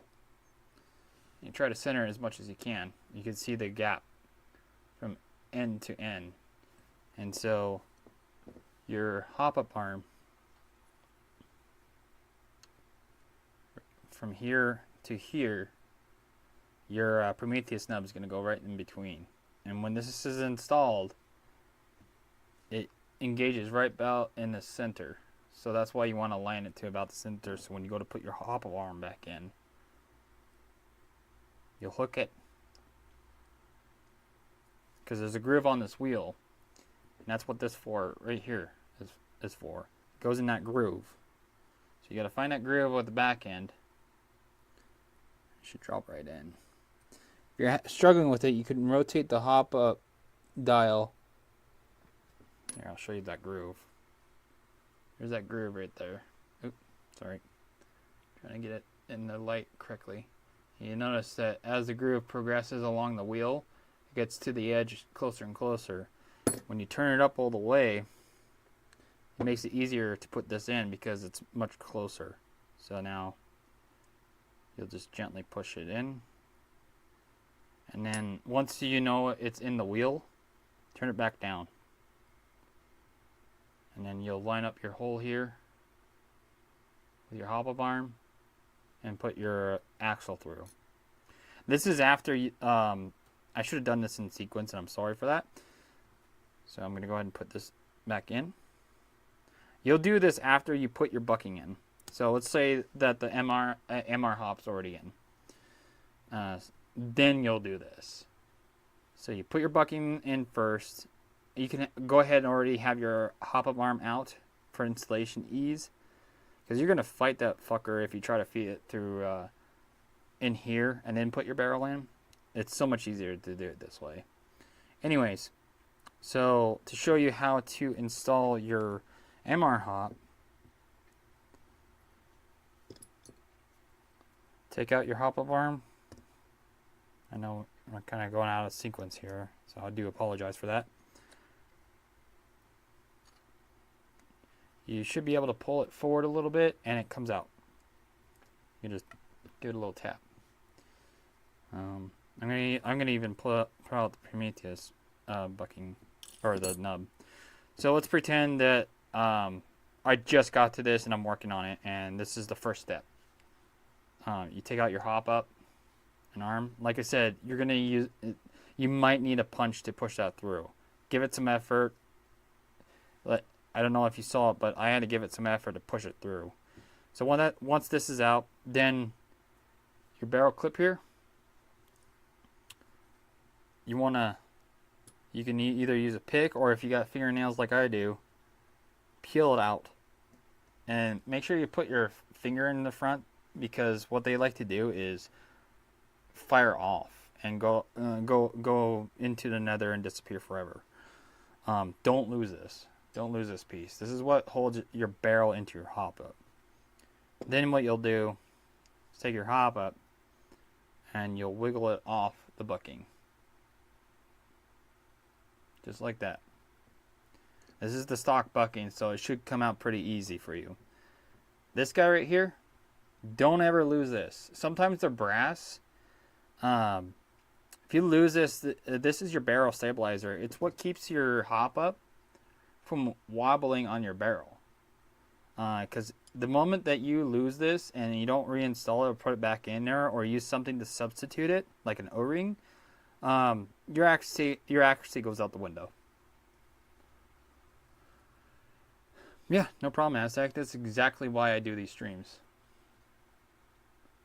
So, and then your bucking, this is exactly what you have too, by the way. You just slides it right off.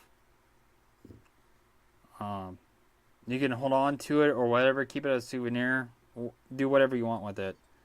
Now you'll grab your MR hop. Here's mine, just like yours.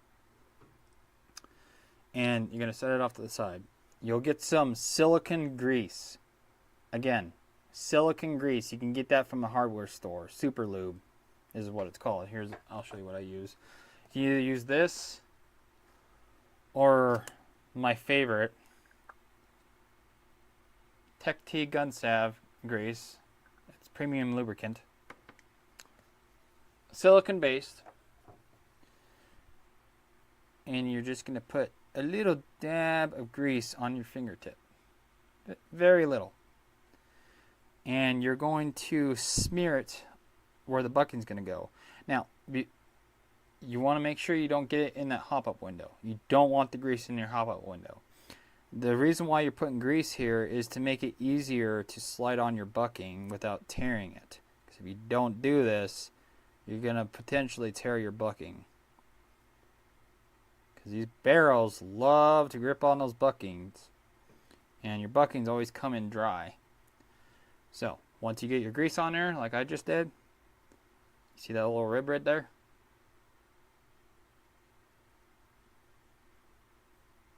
Hey Prime Tech, I'm just showing Aztec how to install hop-up.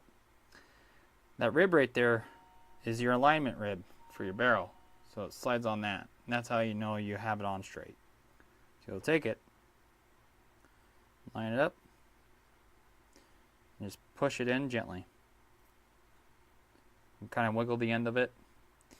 Then you, because of that patch on the MR hop, I'm looking on the opposite side now.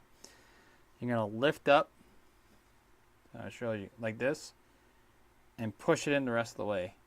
So that patch on that MR hop goes into that window. And then you just kind of work it on and make sure it's flat. Now it shouldn't be bulging anywhere. If you see it, just work it in. You don't want those bulges. The only bulge you want, right in the center.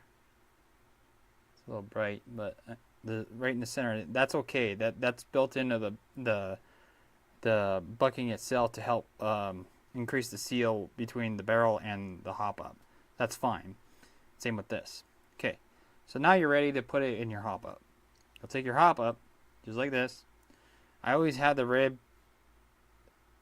on the barrel pointing towards me, and in the hop up, your little nozzle there pointing towards me as well. And then you want to try and push it straight in. Oh, getting a little ahead of myself. Make sure you got grease on your bucking as well. It'll make the installation easier. And you push it straight in, just like that. Boom. If it goes on extremely loose, like there's no resistance whatsoever, it's not going to seal. So you're going to have to do what a lot of techs do, including myself. Get PTFE or plumber's tape. Get yourself some plumber's tape. And I always start at the rib for consistency reasons, because I do this a lot. And I'll put it halfway down the bucking. You don't want to have it go over the bucking window. And have it go over that little bulge, because that's what's going to help it sit tighter. And do one wrap. That's all you need. Usually. If it still goes in way too light, do it. Add another wrap. Okay. Then you're going to re-grease it because it's dry, and it'll make it easier to install. So I'm adding some grease. See, it's getting darker. So this plumber's tape is actually one of the thickest shit you can get. It's called Mega Tape. And it's my favorite stuff to use. It's pretty good stuff. But anyways, you got your tape on there. What that's going to do is going to make it seal tighter, and you want that. You don't always have to do that, because some hop-ups, they'll just go in pretty tight. Okay. And you want a little bit of resistance. Just kind of a snug, but you don't want super tight, because if it's super tight, it's literally going to push the barrel through the bucking, and you don't want that, and I'll screw up everything. Then you'll take your barrel clip and pop it on. There's those slots right here. That's what these slots are for. It's for your barrel clip.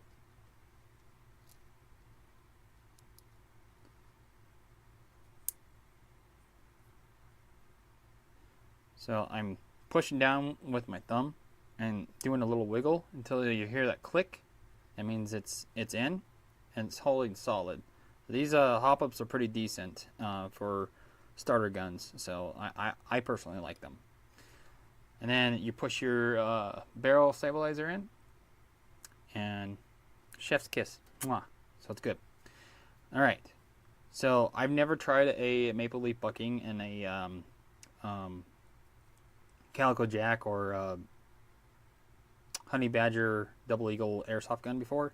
So because of that, I like to do one of my favorite tests to do to make sure everything is going to go well.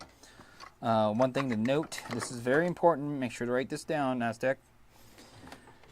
If you are installing a bucking and a hop-up that you've never tried before, always do the BB drop test. I'll show you what I mean. So take your hop-up assembly, just like this. We're not worried about the hop-up arm right now. You take a BB, any BB, it doesn't matter. And just drop it right in there. Just like that. Okay. So the next thing you're going to do, you're going to take something to push it through the bucking. So you'll take your in this case, I'm using just a 2mm Allen wrench thing. It doesn't matter what it is, because the goal is you're just going to push it through and get a feel of how much resistance you run into when you try to push the BB through those bucking lips. So here we go. Barely touched it and it went through. That's what you want, and that's what you should get in yours, since this is the same exact thing that you got, Aztec. Okay, so that's really good. What you don't want is when you go to press in that BB and it takes a lot of effort and it goes shunk. That's bad. What's happening is that the hop up is not compatible with the bucking, and what's happening is it's taking, let's say my hands are the bucking lips.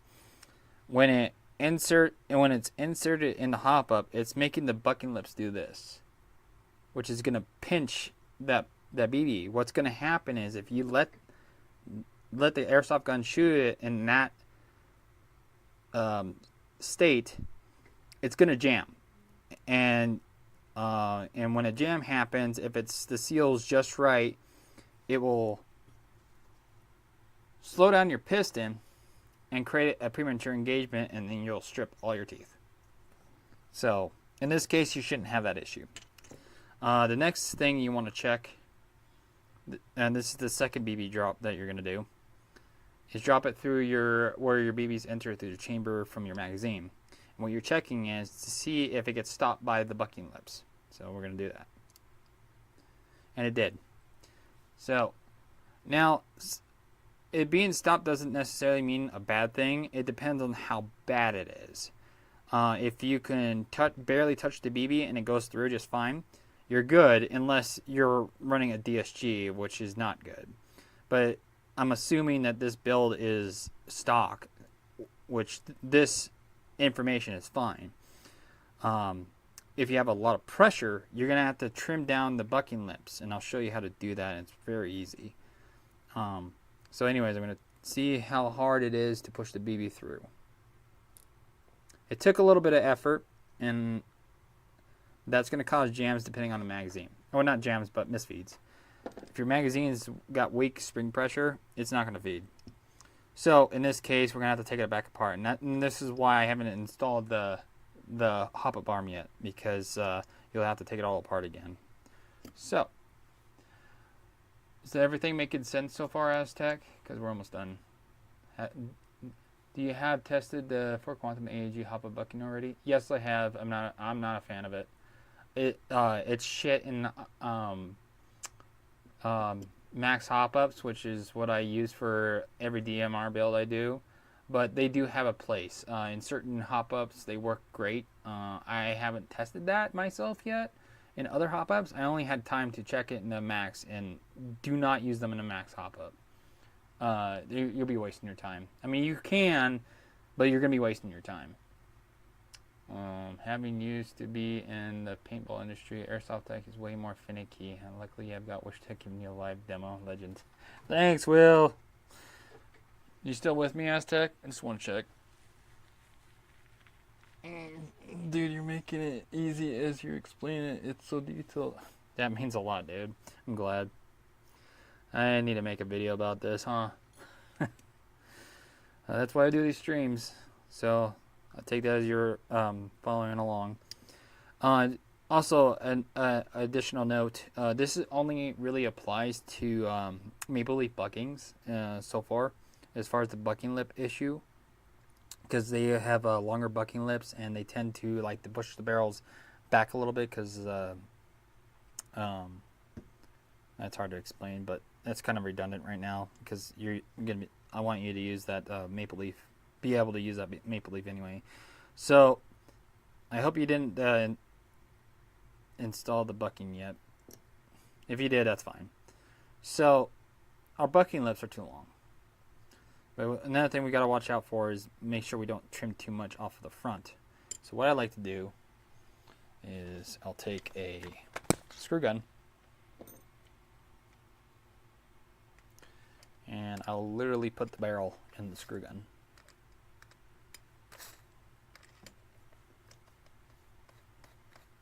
You can even, you need to leave your bucking on this, by the way. And then you're going to take sandpaper. And what you can do, get yourself a Sharpie.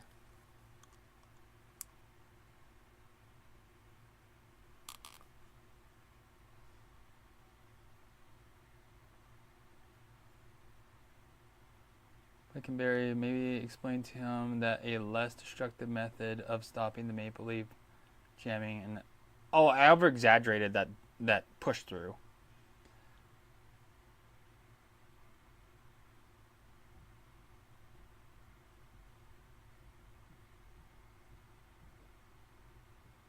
Using a lip shim.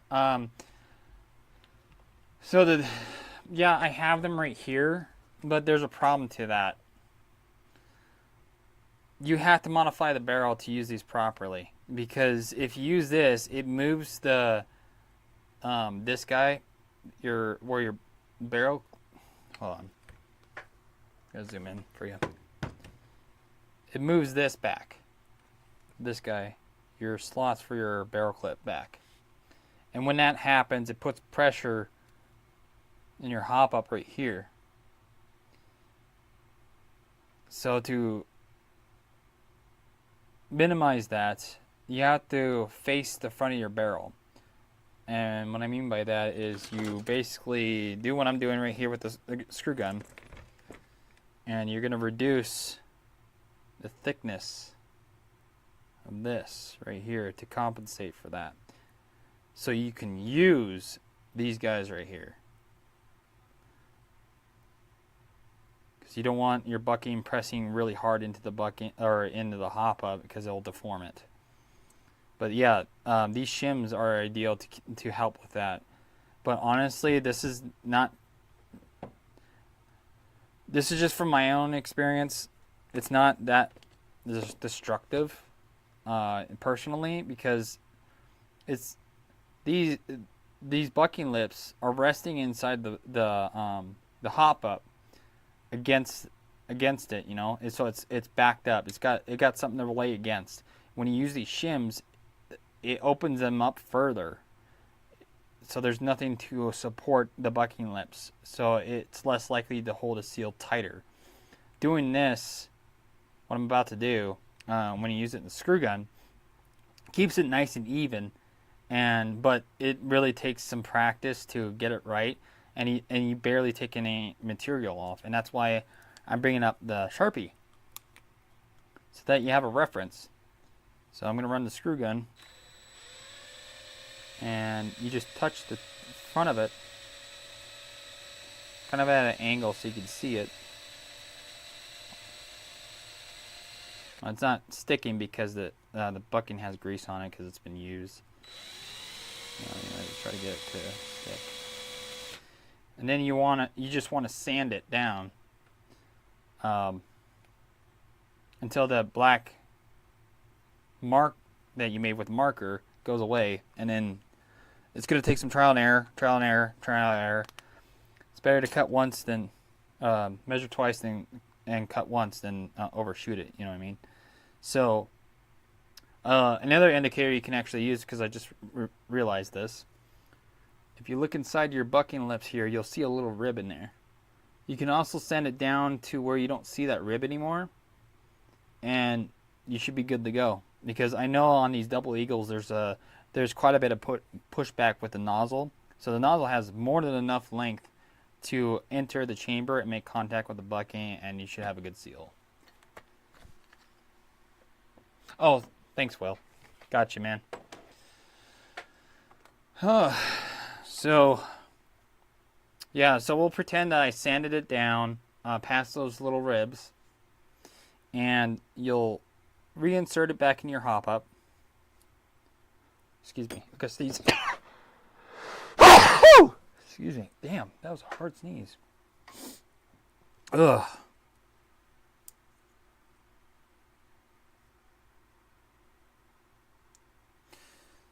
Oh, you're having all the fun. I see, Prime Tech. But anyways, now you got your barrel back in your hop up. Now you'll take your piece, like I discussed earlier, your cut piece, and drop it in your hop up, like I mentioned earlier. Make sure the flat end is facing down towards the rubber.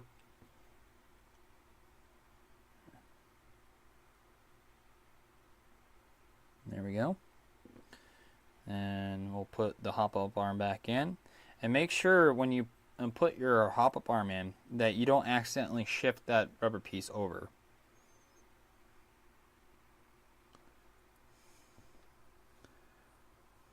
So I just turned up the hop up all the way so I can reach the little gap in there easier.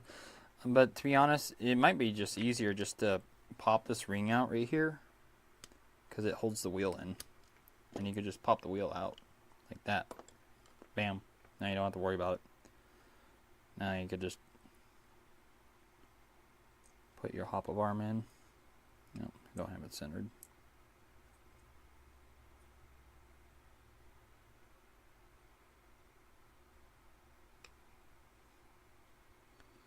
Yeah, it looks like moves the rubber piece a little bit this way, so that's fine.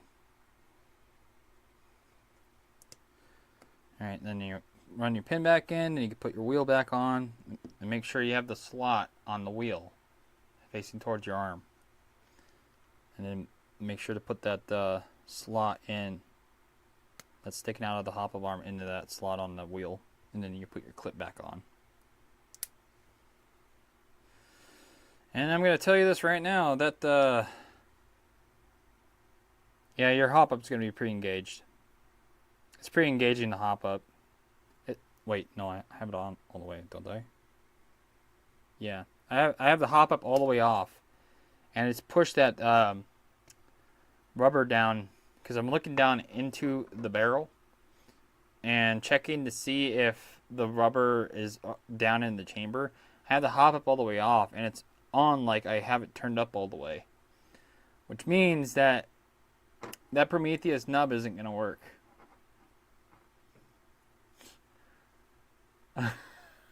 Oh shit, I sneezed into the mic. Oh god, I'm so sorry. Category 5 hurricane. So Wyshtech, so just use the rubber piece that's already on the hop-up arm, and just use that until you can get something that's like what I got on my website. I don't know if you're USA based, but just so you know. Thank you, PrimeTech. Measure twice, cut once. Yes. Yes. Okay, where were we? I think that's it. Do you have any questions, Aztec?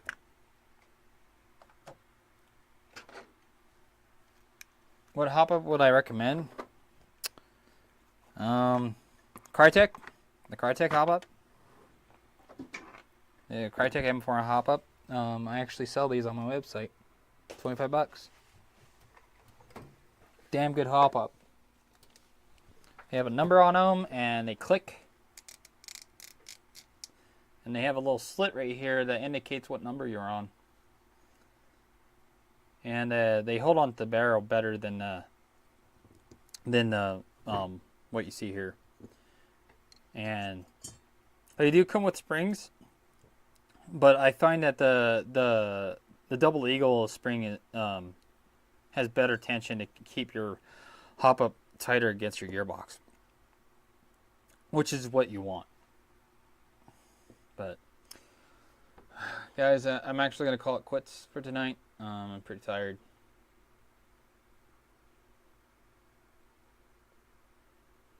Yeah, the Bugatti nubs, I sell them. I have the 2.5mm, which is what you would want to use, even with the Crytek hop-up. Yep. And what nub from your website? The Bugatti 2.5mm.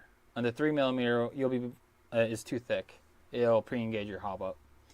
And then I would go as far as getting Bugatti SHP5 for the Crytek.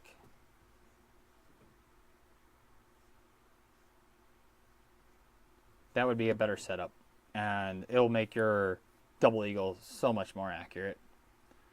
I would recommend no lighter than 2/8 with that setup. No lighter. That's like the bare minimum of lightness. So, guys, before we call it a night, if you haven't already, hit that like button for the stream. It supports me quite a bit, and it means a lot. Helps get my videos out there to viewers such as yourself. So if you want to support me, and you can do it for free, just simply by hitting that like button and sharing the video. And hell, even comment. Do me a favor. Comment your favorite. Let's say Wyshtech video. Or you can comment what your favorite part of this stream was. That'll definitely help support. So I hope you guys learned something from the stream. I certainly did, especially with Will's input. I really appreciate you guys coming in. How do I like twice? I'm not even joking, Will. Unlike and like. You can spam it if you want to, but before you leave, make sure you leave it on with like on. Share the stream with your friends. Getting the word out that I exist definitely helps me out a lot too. Recommend my videos to your friends and family and whoever else you know who's into airsoft. Keeping the stabilization ring and use the DE retention spring for the. Holy shit! I could actually see you spamming the freaking like button. I see all the hearts going. That's funny. I just noticed that. I appreciate it once again. Have a good night, brother. Thanks, Aztec. It was fun showing you that stuff. Yeah, it was a great learning lesson to share. But yeah, guys, thanks for coming for the stream. Appreciate your guys' support. It makes me want to keep doing these streams. So I'll see you on the next one. Guys, take it easy and have a great